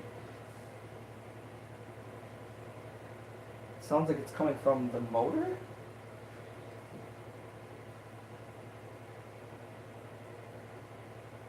It sounds like it's coming from this motor.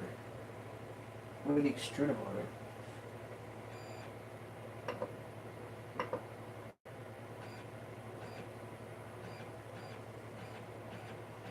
Oh, maybe it thinks this is 0. Yeah, I think it does. So it's not going less than 0. That would make sense. The Z movement is different, and mine makes that noise, and I move it too. Okay. Extruder, we don't have anything in it, but at least test that it works. Uh-oh.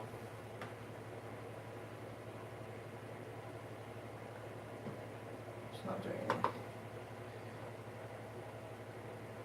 Why is the extruder not doing anything?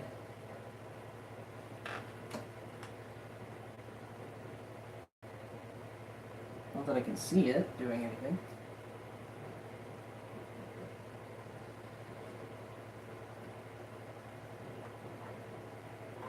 I think I would hear it, no? Does the extruder not work manually?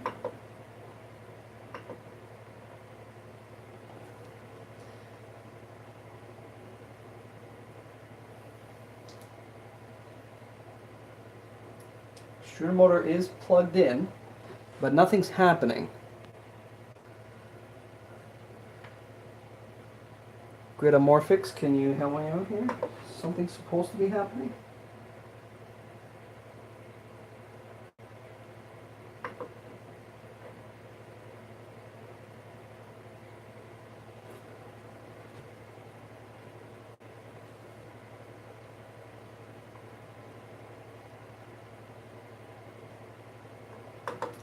It's not extruding. Can it not extrude when the nozzle is cold, perhaps? That would make sense. You should hear it and it should go manually. Okay, well I'm not hearing it.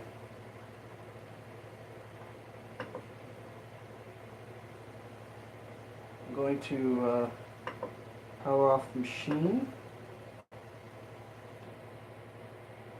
Oh! Something just turned off. What was that? Was that the extruder motor? Go back to move axis.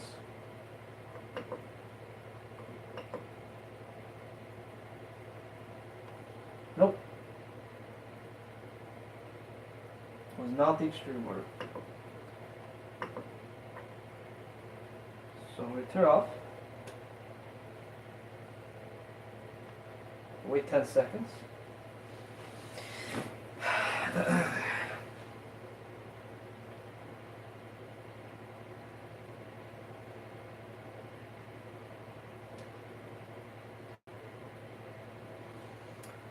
What could be, oh, my thing is sideways. What could be a symptom? What could be the symptom? Or what could be the cause of this symptom, I guess is what I should be asking.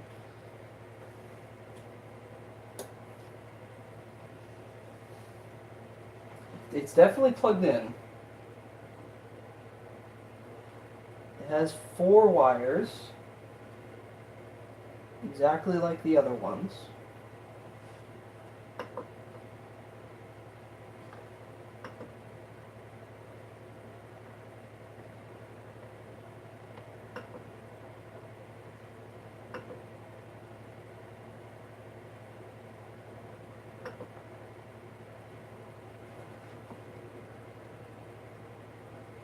I don't hear it at all. I just don't hear it. Has to be hot. Oh, preheat PLA. Okay.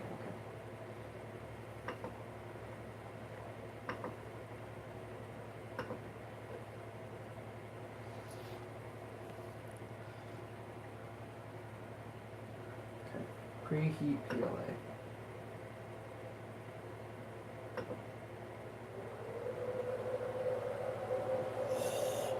It's spinning up. It's spinning up. Scary. What time is it? It's gotta be like 8 o'clock. Yeah. Whoops. My bad. My bad. I guess I can't overlay Messenger with this.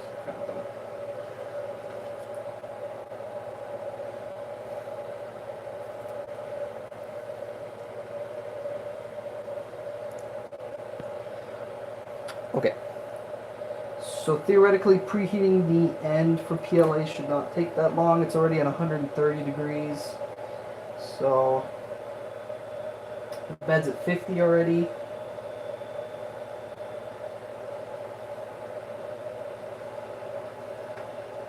Nice cool air coming off of this. And there's some red diode on the inside shining on the control box for some reason. It's weird. And okay, that's it. So the bed has finished heating. Actually can feel the heat coming off it. It's pretty cool. The end, hot end's at 202 degrees. So let's try now. Prepare, move axes, extruder. There we go. We hear it now. Both directions work. I'm going to, I guess, stop the preheat. Cool down.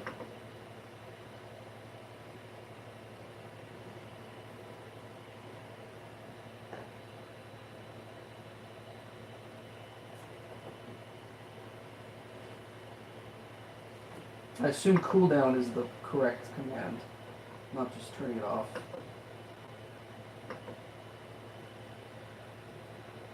Prepare. And like you said, we're going to home each axis individually and with our finger on power, just in case. Home X.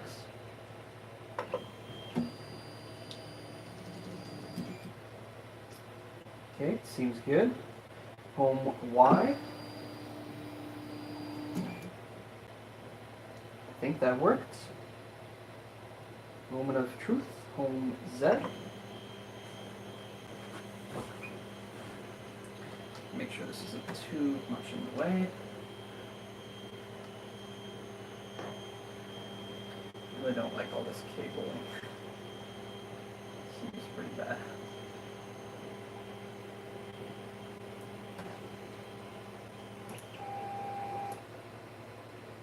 Okay, well, it looks like our control box is kind of close for this, so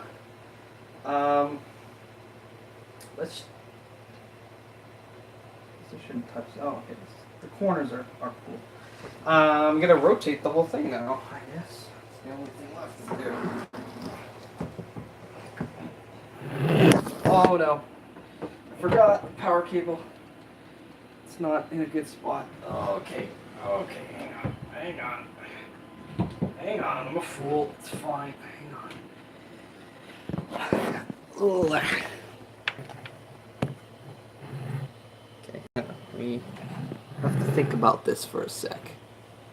So, if it needs that much distance backwards and forwards, can you even have it on this table? I don't think it's gonna like have enough room. Like this way actually it has enough room. But that means we're gonna have to use it always from the side because of how much space the bed needs to move back and forth. I don't think we have enough space on that. Okay, well, I don't think we really have any other thing that we can do aside from like loading in the SD card they sent us and trying to print stuff. So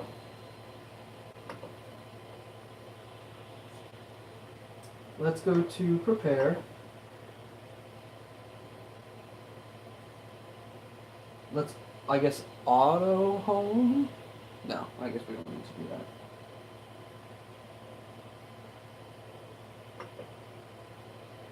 Let's preheat PLA again.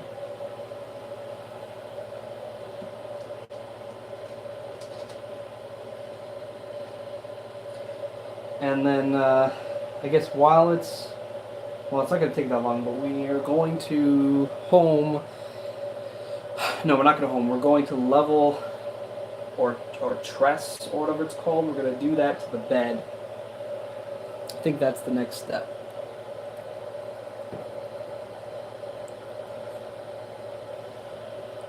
Eventually print anti-vibration feet. Yep, I'll definitely be doing that eventually. But I believe the next step is going to be to level the bed, load in our filament, and get started. In fact, we should probably load in the filament first so that when we test the bed level, we can, I don't know, see how much is coming out, maybe? Something like that.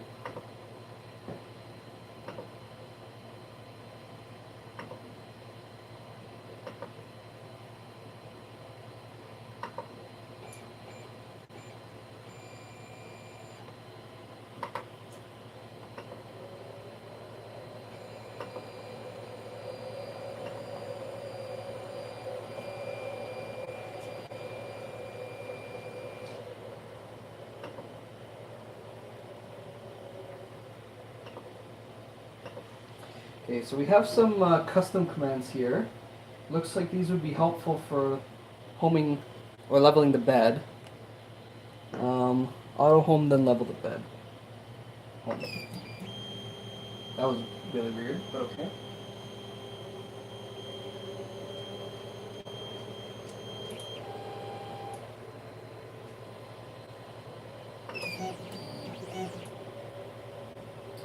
Okay, looks like that's working.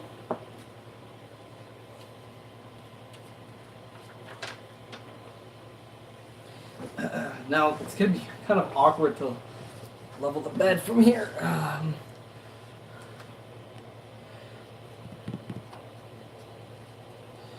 Remember to get a new SD card. The SD card is junk. It's a micro SD card stuffed with a full-size SD card. Right, I haven't even put the SD card in fact.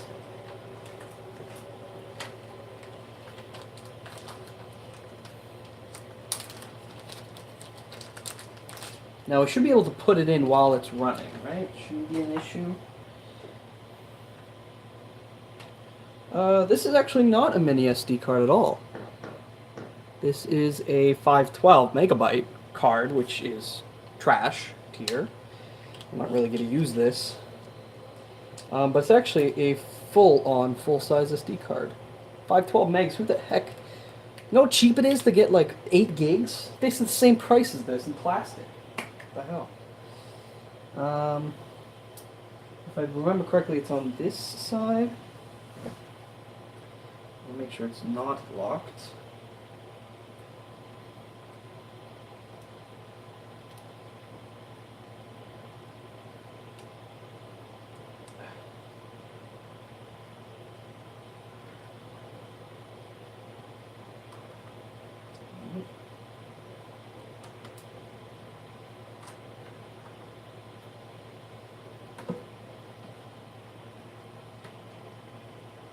Oh, it rebooted when the SD card went in.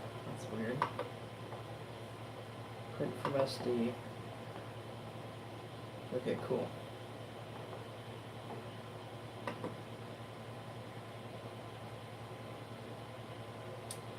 While I'm getting everything prepared, what should I print first? Spool holder, or is that too big of a print to start off with? Probably the bed.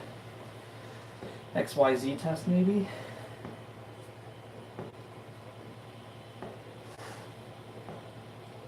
I think there's a little bit of filament left in the hot end or something, because I've seen something like pooling out. It's gonna be awkward. I want to be able to see.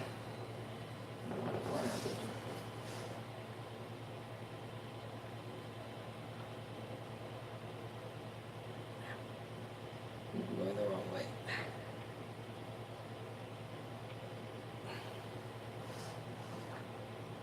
Probably only want to do a few millimeters at a time.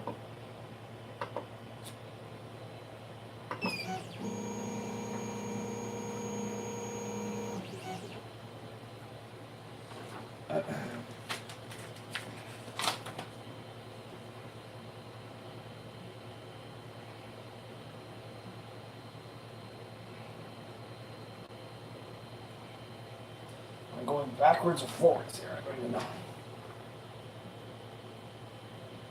Neither, because the freaking thing is moving.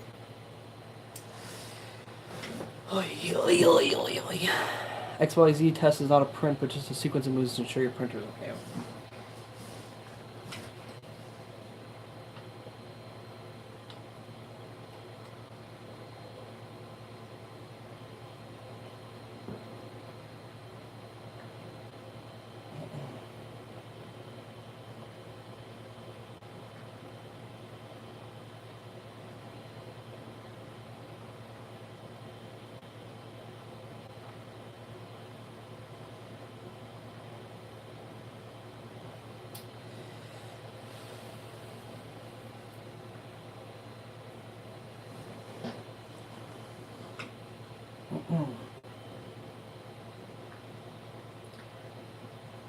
I have to use the hex key to turn this.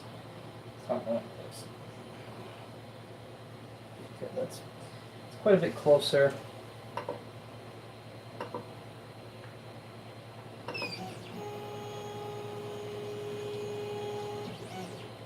Didn't snag on anything, which is good.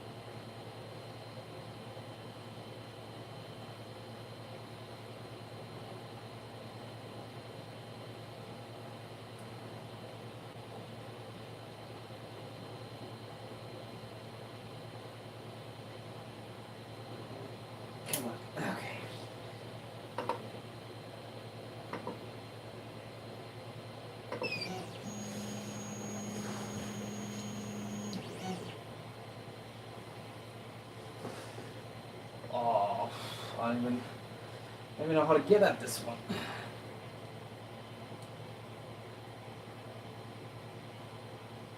This one's actually not reachable.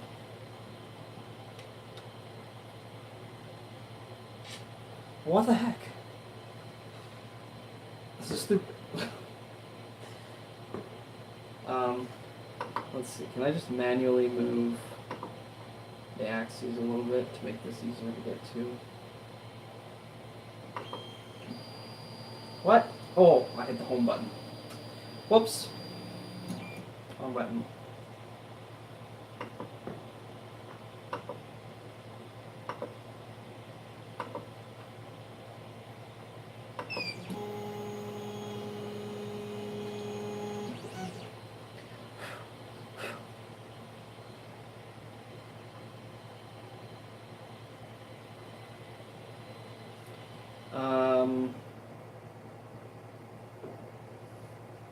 It's in a different spot this time. That's weird.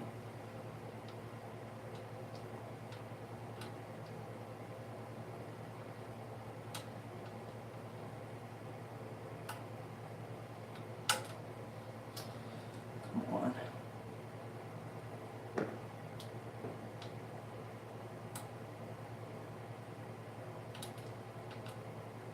Hello. X. There we go.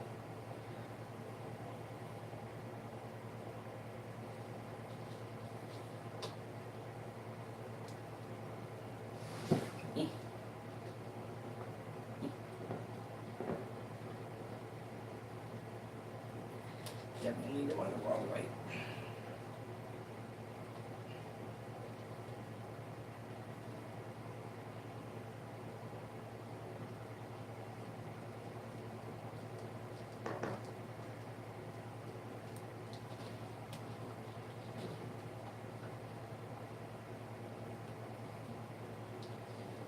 Come on.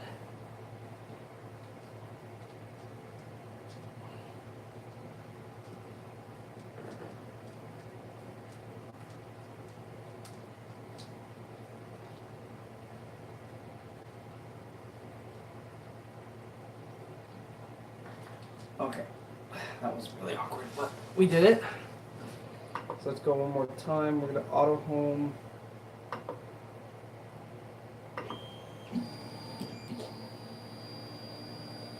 Not sure what we snagged that time. Hopefully it's okay.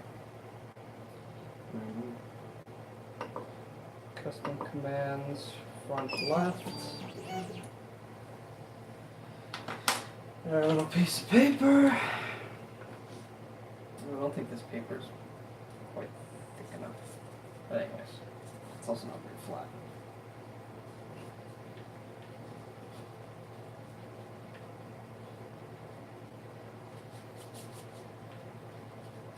I'm getting it wet.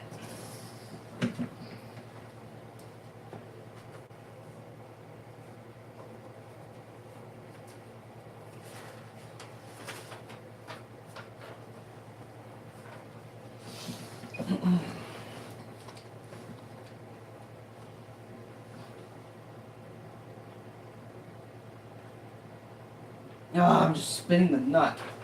Man, that's annoying. Ow, bed's really hot.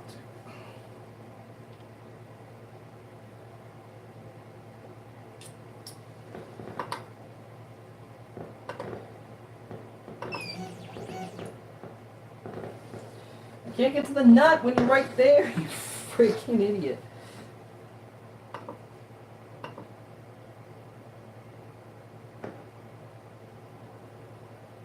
Move axes, move. I'll move Y.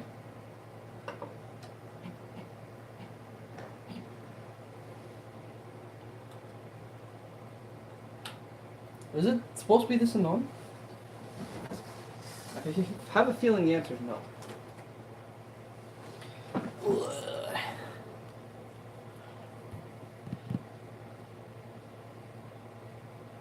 Just join the Tevo tonight. So I'm going to go to Facebook. They're a great group of folk, plenty of knowledge and not a very man. Yes, I have joined. I don't know if that's where you came from, but I did post it. I think fireworks are going off right now. Could be gunshots. Who knows? Probably not gunshots. It's very unlikely that it's gunshots.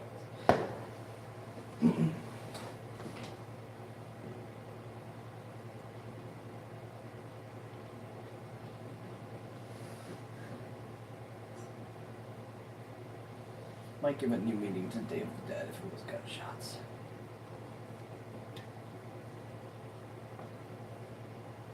Hot. This is hot.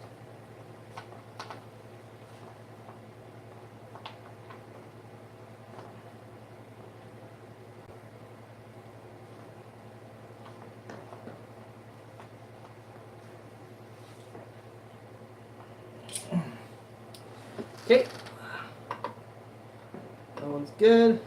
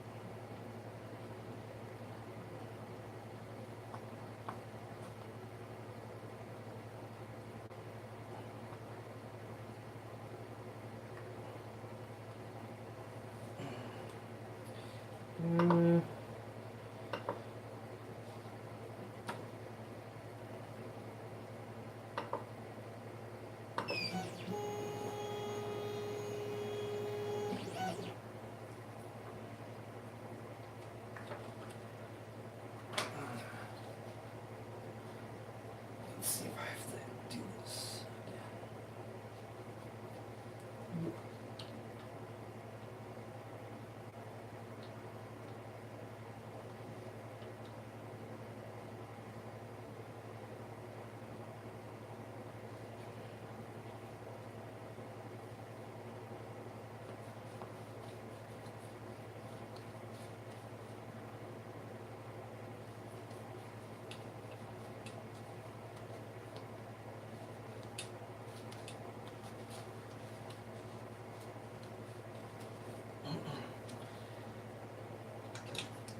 Alright, one more, and then we're gonna go around again. Yeah, this time it didn't go as far. That was weird. I went so far the first time.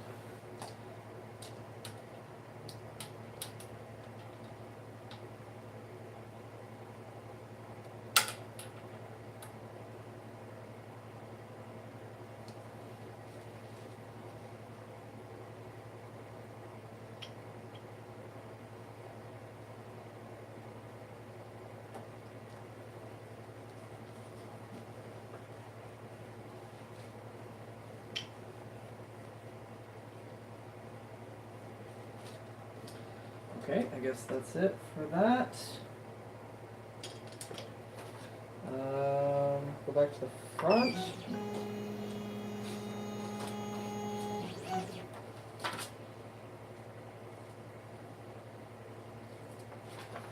Seems about right. Could be a little tighter, I guess.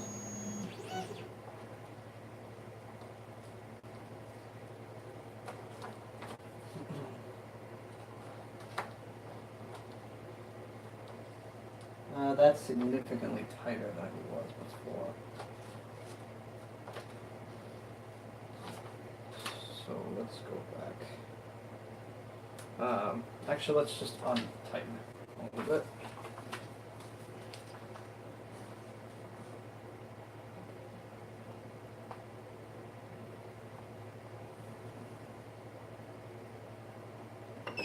I don't really know exactly how it should be. I'm just kind of assuming based on what I've been told. So.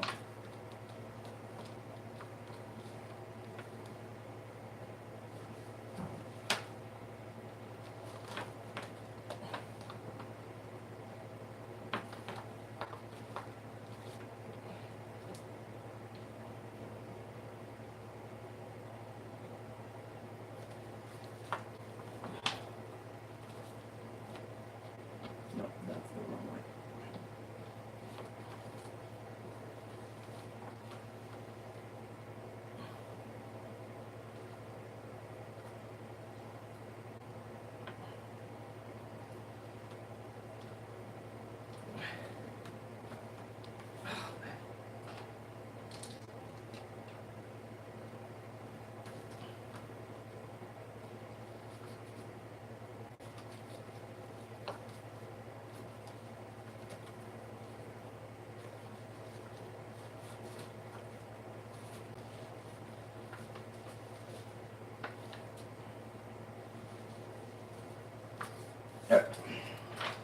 And the last one.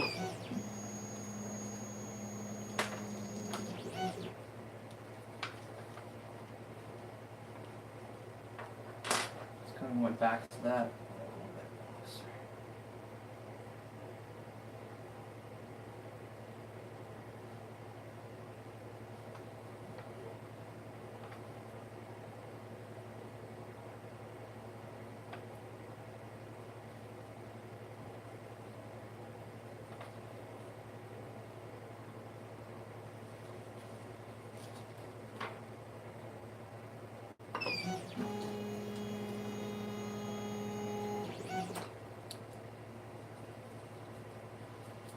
This seems way too loose now.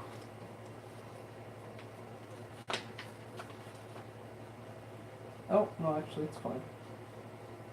Maybe a bit, but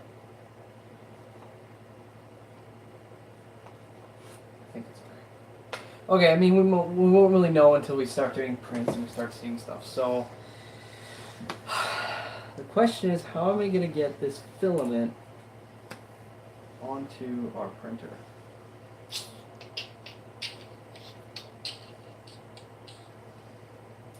I guess I can babysit it, but I don't really want to do that. So, what if we rotate this thing I have here? You can't see it, but I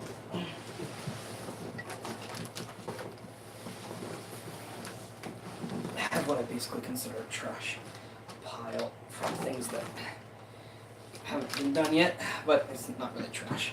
Anyways, in case I missed anything, getting close, you can adjust on the fly later. Okay.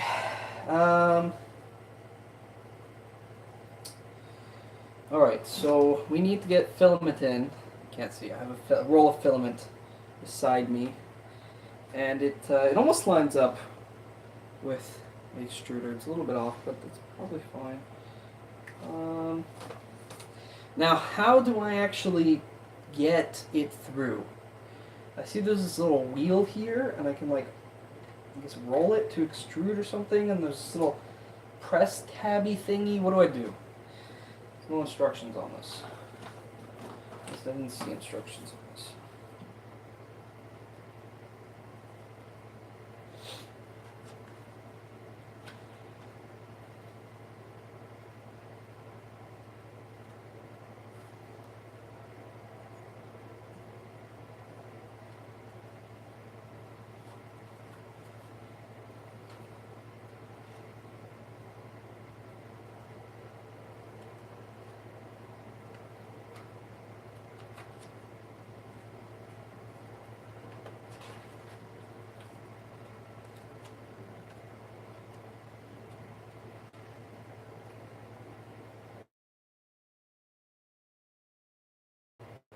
Okay, so I'm just gonna snip.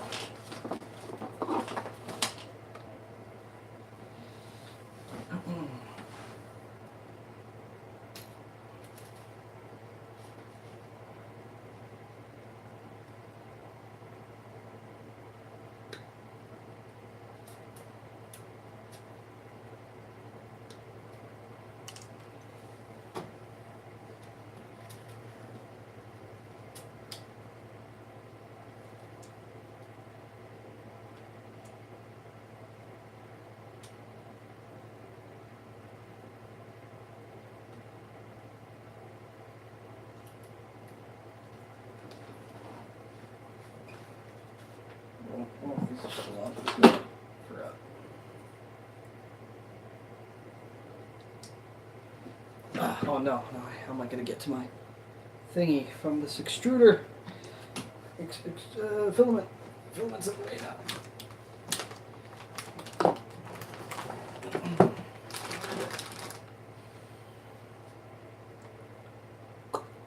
I can't see. Just press the thing you press towards the front of the printer. Make sure the filament is placed in the hole and goes into the groove of the bearing. Should slide right in. Okay, well it did slide right in, but it seems to have stopped.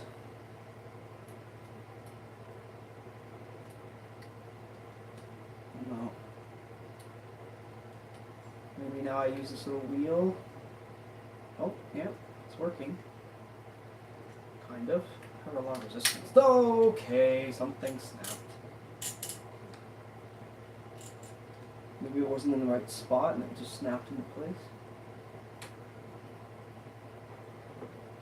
Hope I didn't break anything.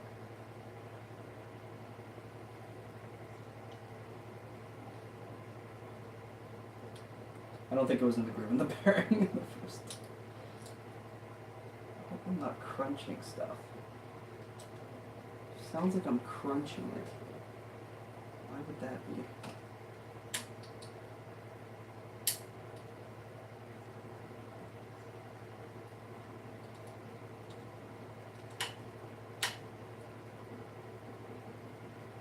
I think this might not be tight enough or something. Whoa.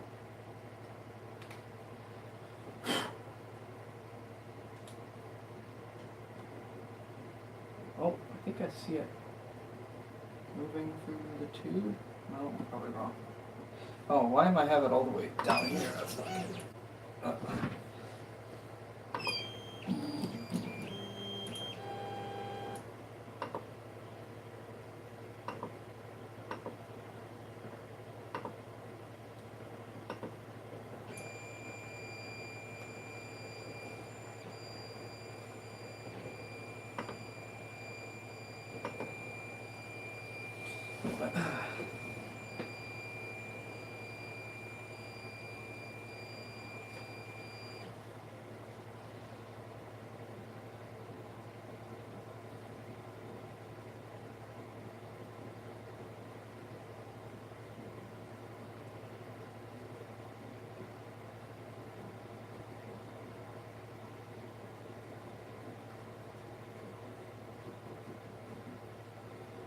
Seems this gear is like really grinding away at the filament.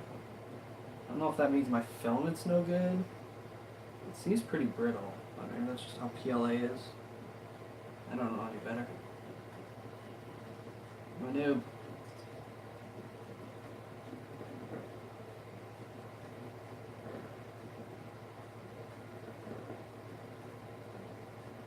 I'm assuming I'm going to hit some kind of resistance once it gets to the actual hot end.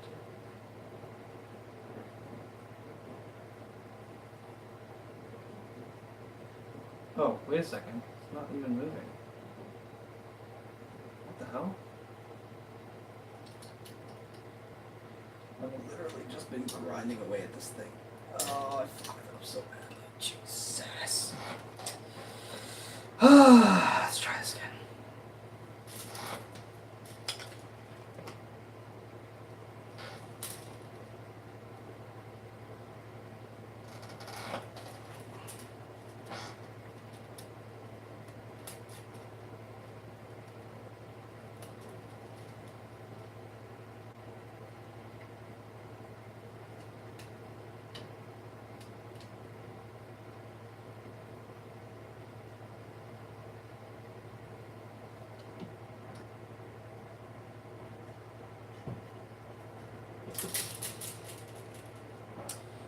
What the fudge am I doing?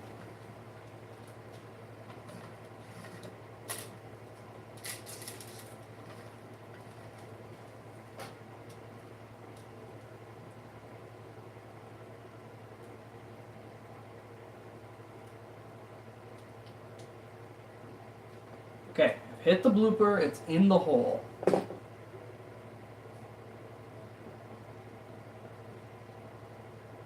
Okay, now it's moving.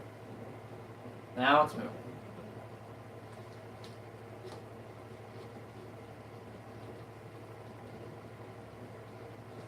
Although I feel like the stepper motor is disabled or something because it's like slowly sliding down as it goes.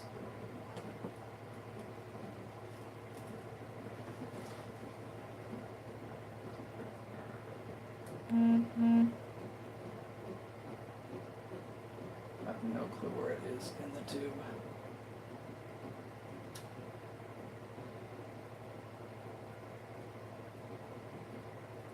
It's moving along. Maybe it's too tight and that's why the gear is like chewing through it.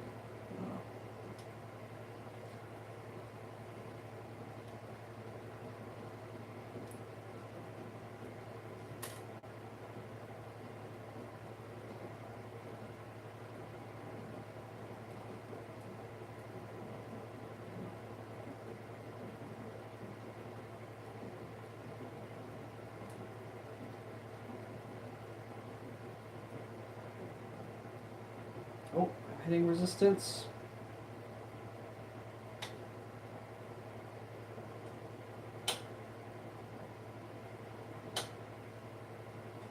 It's clicking.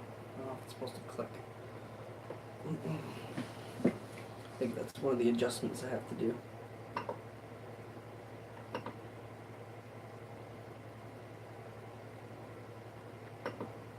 Oh, is it not preheated to peel anymore?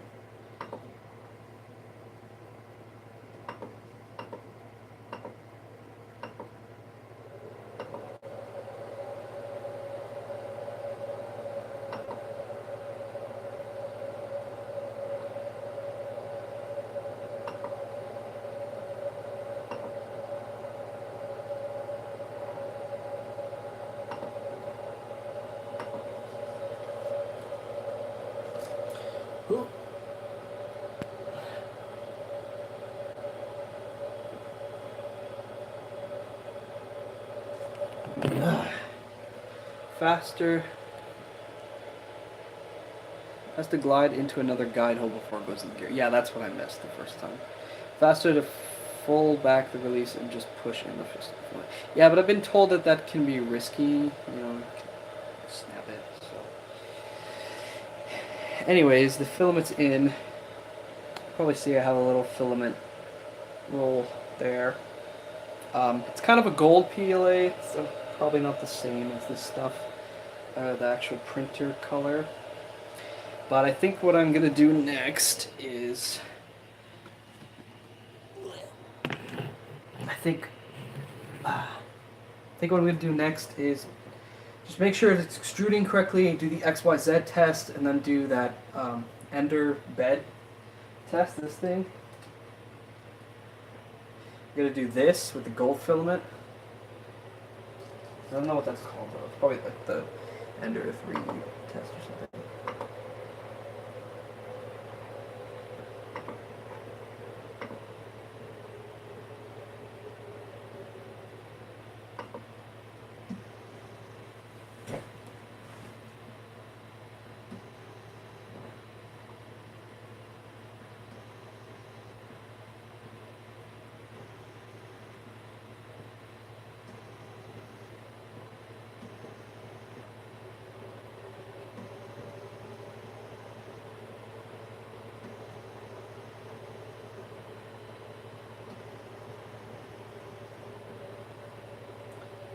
Alright, I think that's it. It's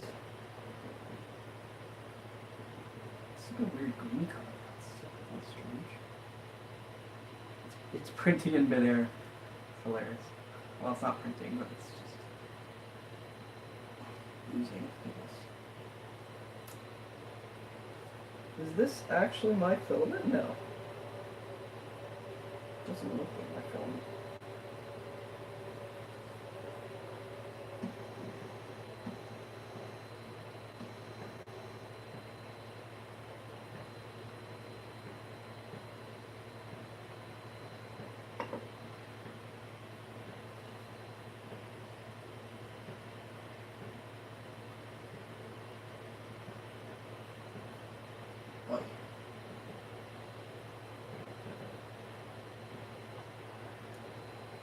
Still doesn't look like my filament color. It's not the pink filament either, it's like a green filament.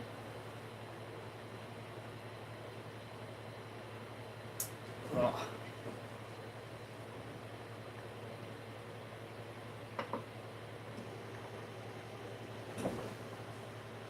I don't know if this is how I'm supposed to do this, but...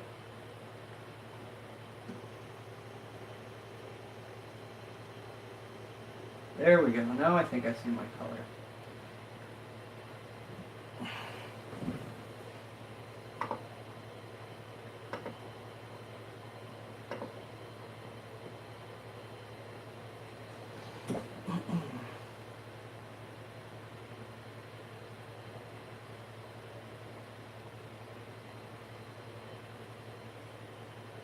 There we go. So there was this like weird green filament in it before, but now we have the proper gold filament.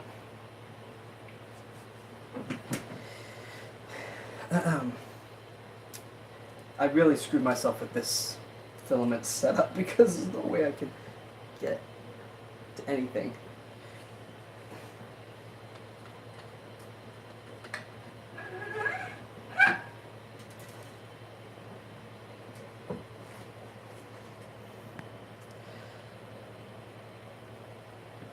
I usually keep pulling the ooze until it auto-homes to prevent a blob. I manually feed some filament while I'm preheating. That's kind of what I did. Although I don't know if manually is quite what I was doing. I was using the extruder to do it. Okay. Moment of truth. The second moment of truth, the real moment of truth. This is where the other printer exploded.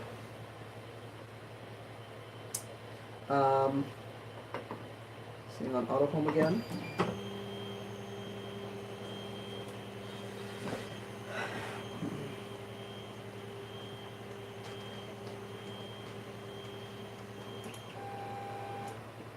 Whoa, that went way too far down. Okay.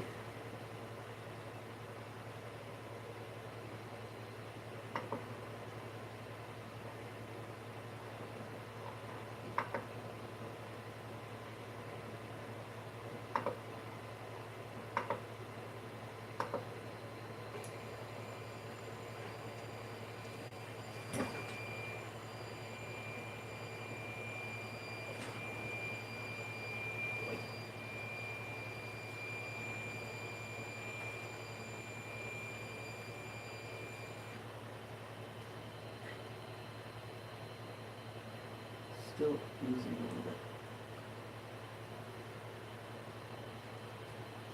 Stop oozing. Why is it still oozing? It's not moving, extruder.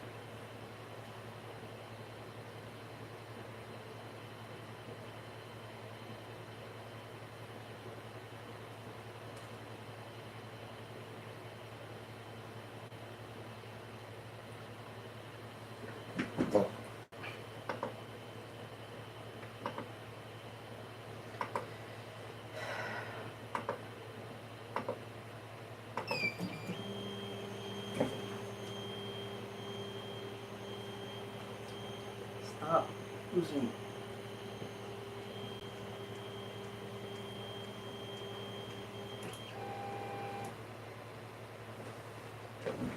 That can't be right.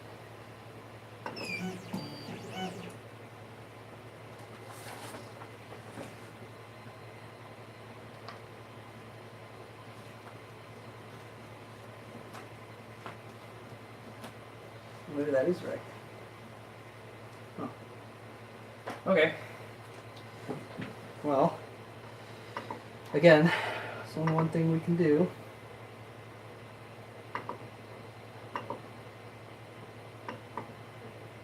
The SD card just went blank.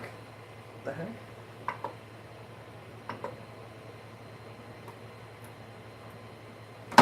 Oh, jeez.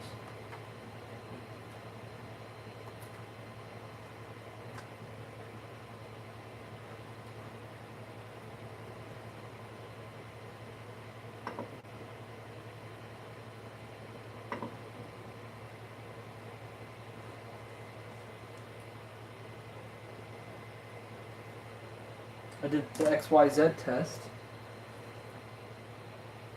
Nothing happened. The SD card went blank again. What the heck?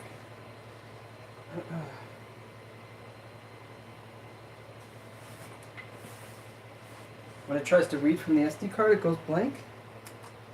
Maybe this lock thing is actually in the wrong spot.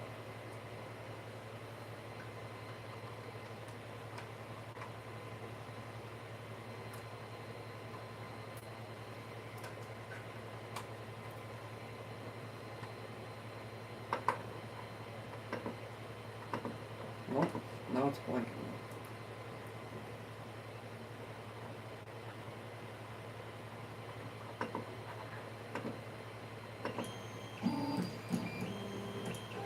very confused. I'm very, very confused. There's a bunch of people chatting.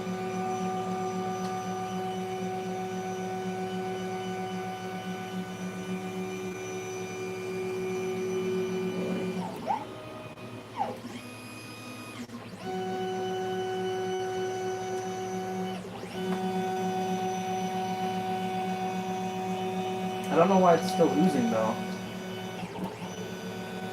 Unless that was an extruder test too. Like, what's happening here? Why is it oozing?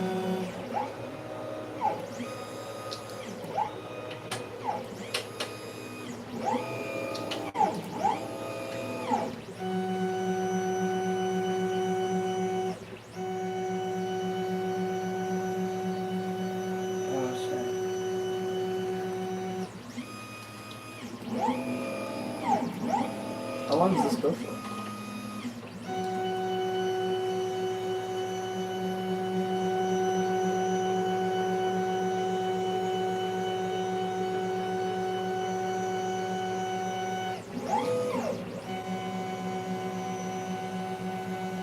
Got all this oozing filament, I don't understand.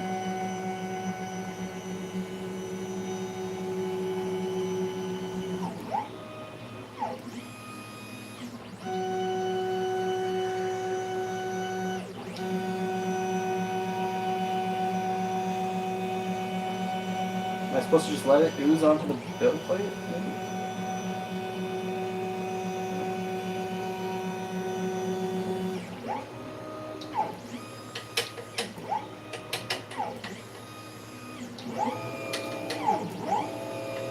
Stop!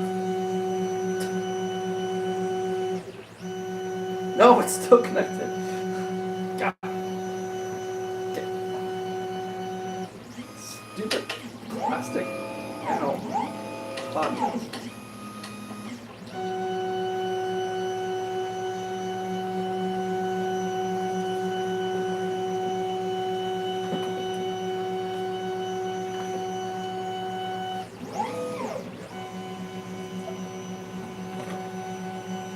Sorry, everybody who's talking.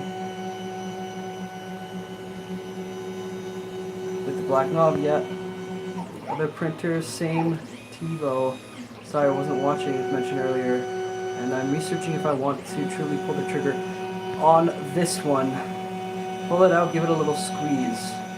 Bone tube moving will cause ooze. Pull what out? The bone tube? I don't know yet. I wouldn't know yet, Trey. I don't know anything about this printer really. Just got it. YouTube, other YouTube videos, honestly. Pull it out and give it a little squeeze. I'm assuming you mean the bone tube.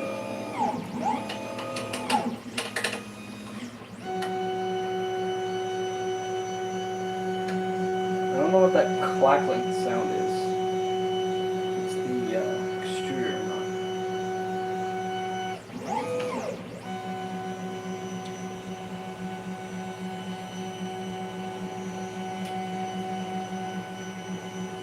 Who designed this test?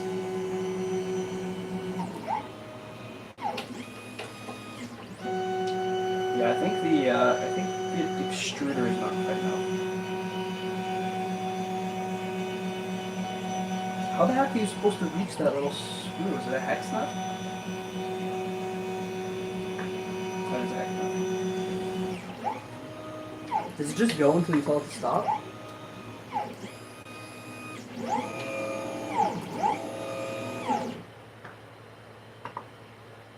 Oh, it literally just stopped as I was curious about that. So you're saying it's possibly the loose bone tube? I thought I had fixed that.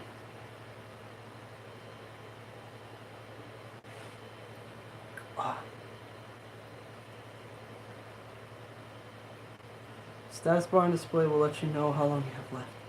Bone tube moving will cause... Okay, hang on. What's causing the ooze, though?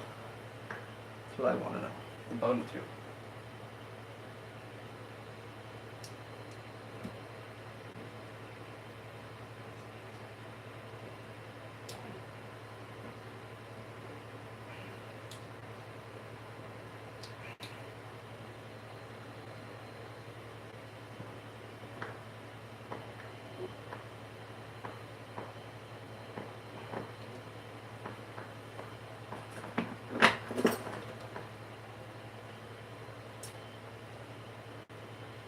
have no clue what hex wrench this little screw is.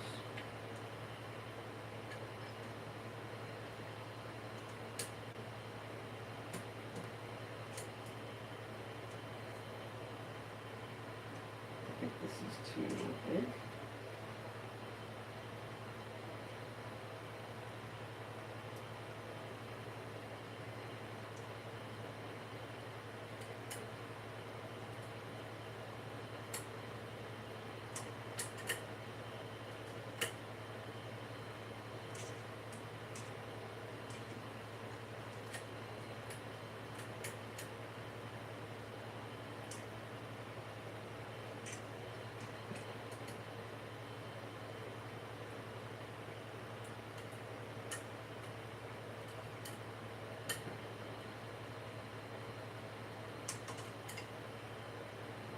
I don't know if I'm going the right way.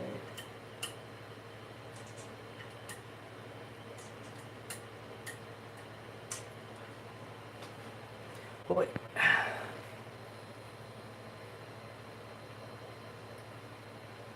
Filament in the bone tube. It's common just pressure. Okay, but you didn't explain if it's this connector here on the extruder that I have to press down and push the bone tube into, or if it's some other issue with the bone tube.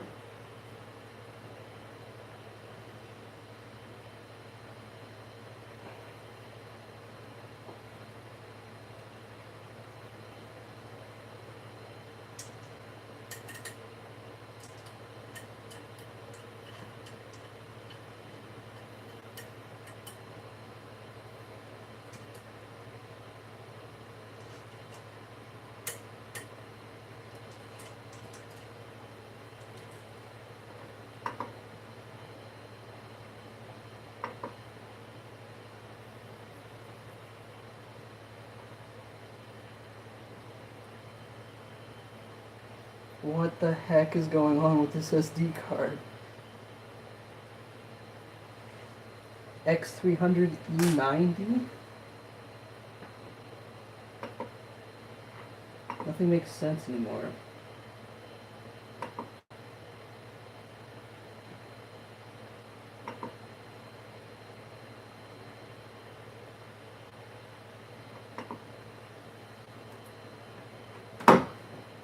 Did it again. Okay, XYZ test, Tevo test, test 2020, spool holder. Those are the one I have. So let's do Tevo test. I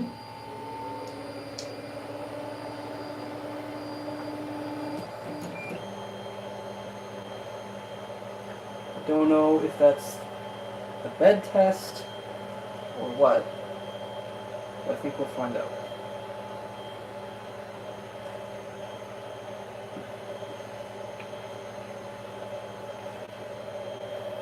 Told you the SD card is junk. Let's get a placement, tear it open, and take a look. Alright. Alright, I believe you. I actually have a replacement. I have a replacement right here, but I was going to use it for Octoprint.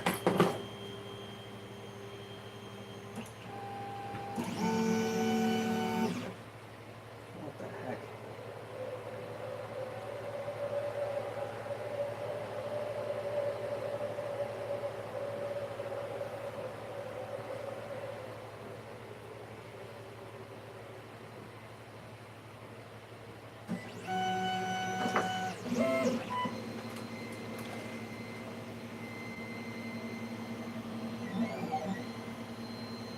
Oh.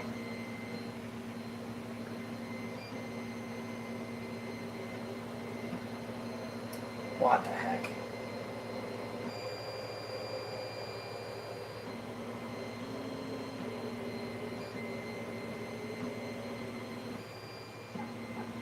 I can kind of see it printing the logo, but it's like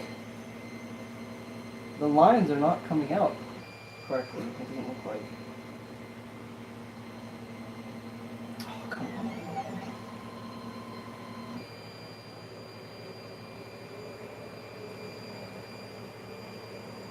Maybe I way loosened it by accident, like an idiot.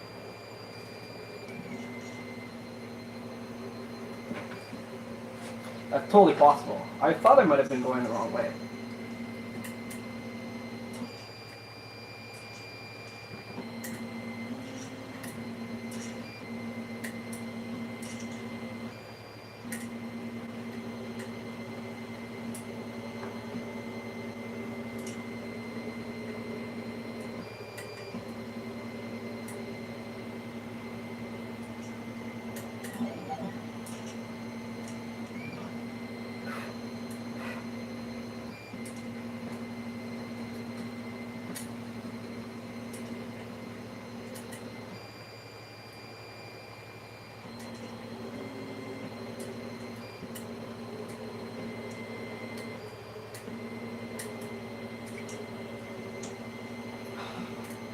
This is just the worst hex nut to get.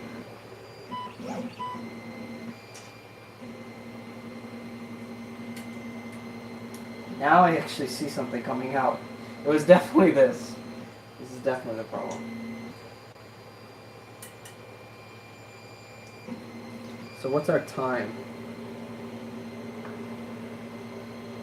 3 minutes, I think?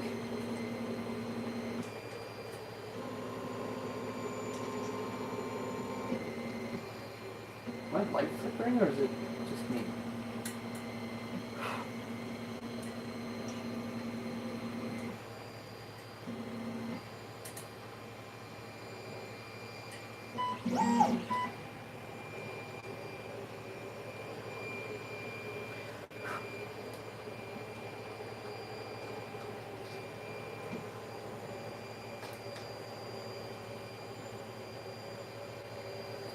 Okay, I think I'm going to leave it at about that tightness until I hear maybe more clicking, but I finally have a nice solid line. So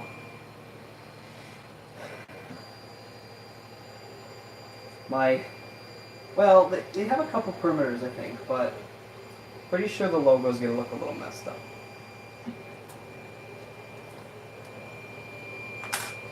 But that's okay. We can wait. I don't know how well you can see any of the printing from that angle. Basically. Oh, that's even worse because of the reflection. Okay, we need no reflection. So like that.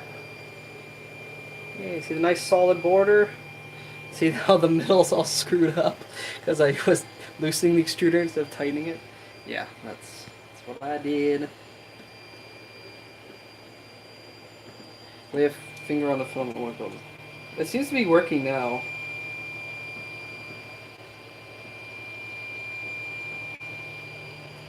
Not having an issue anymore, I would say.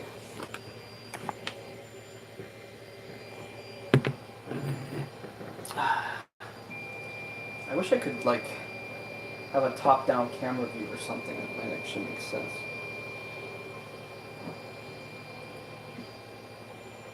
Well, I'm gonna go grab some water. Oh, there it goes. So that's not good enough.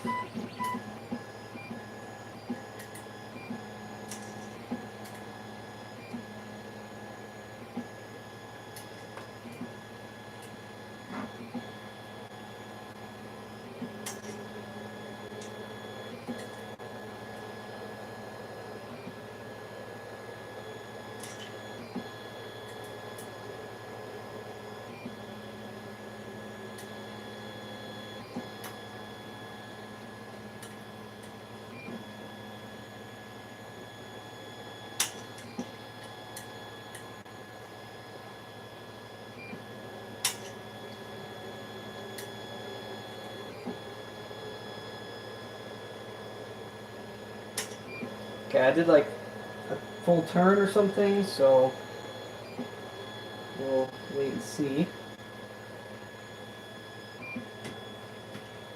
You listen for the clacking.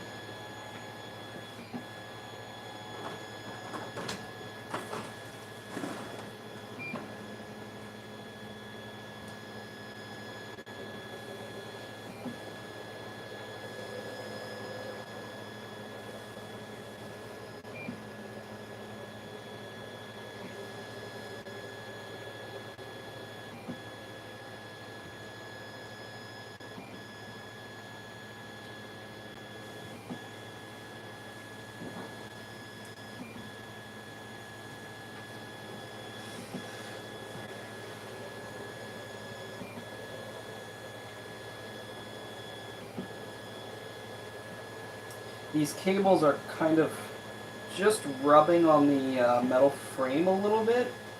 They have a plastic housing, so I mean it's okay.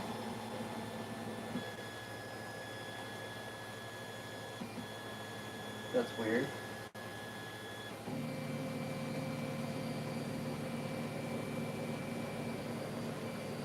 Why is it drawing a line straight across? Oh, it must not be. It must just be moving there. What the hell? Why did it do that?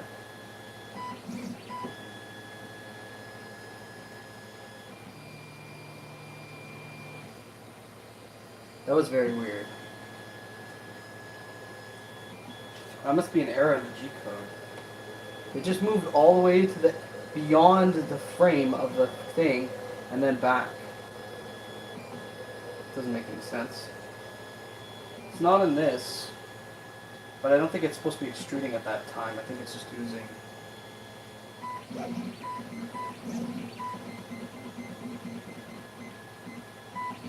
I think these little details are probably where it might have issue. You see that again? It looked like it freaked out.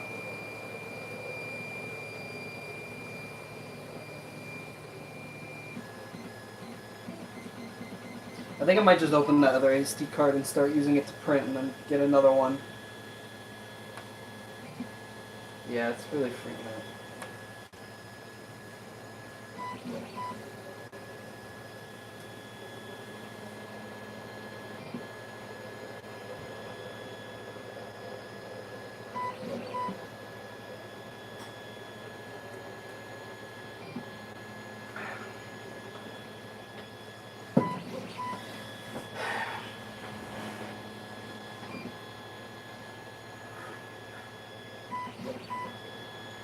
Really having some really weird issue with the. I would blame the G code.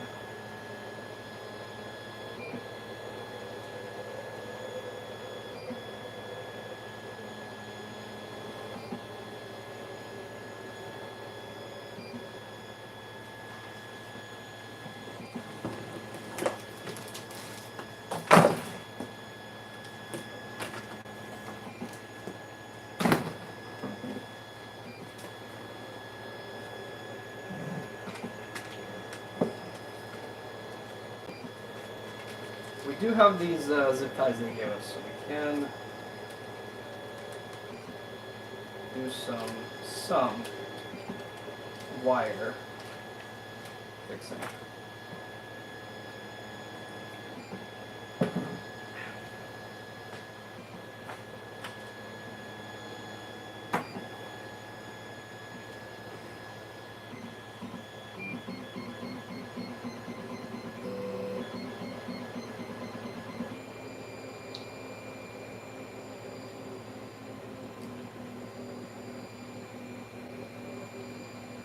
Did it just do another of those really weird lines? Yeah, it did.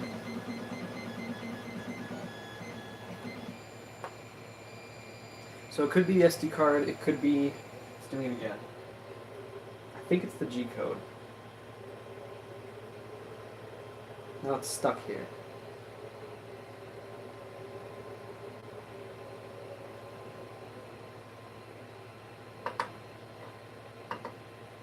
If I go to the SD card, there's nothing there.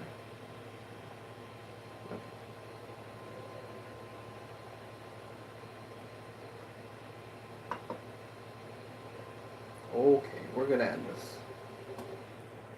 This SD card is not doing it for us. So, I think I'm gonna let it cool down.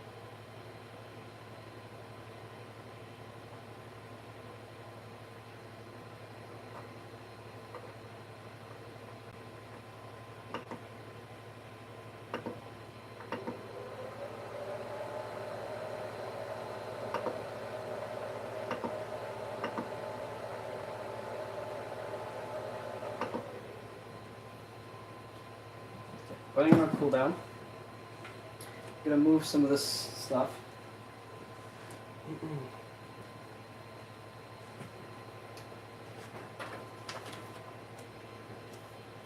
We're gonna get our computer and see if we can copy these files over.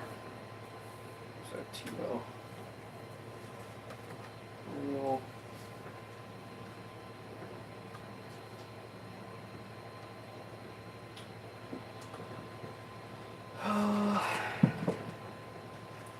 I'm not quite sure I'm gonna put all this stuff now.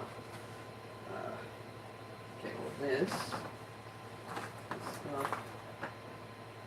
Over here.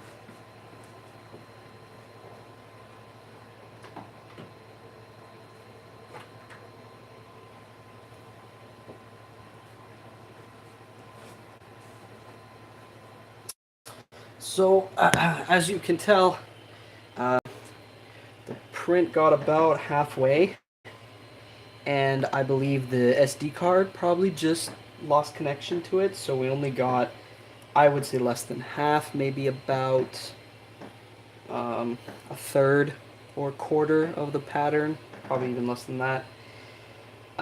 Didn't start off too well anyways, but we'll try and get this fixed now, so...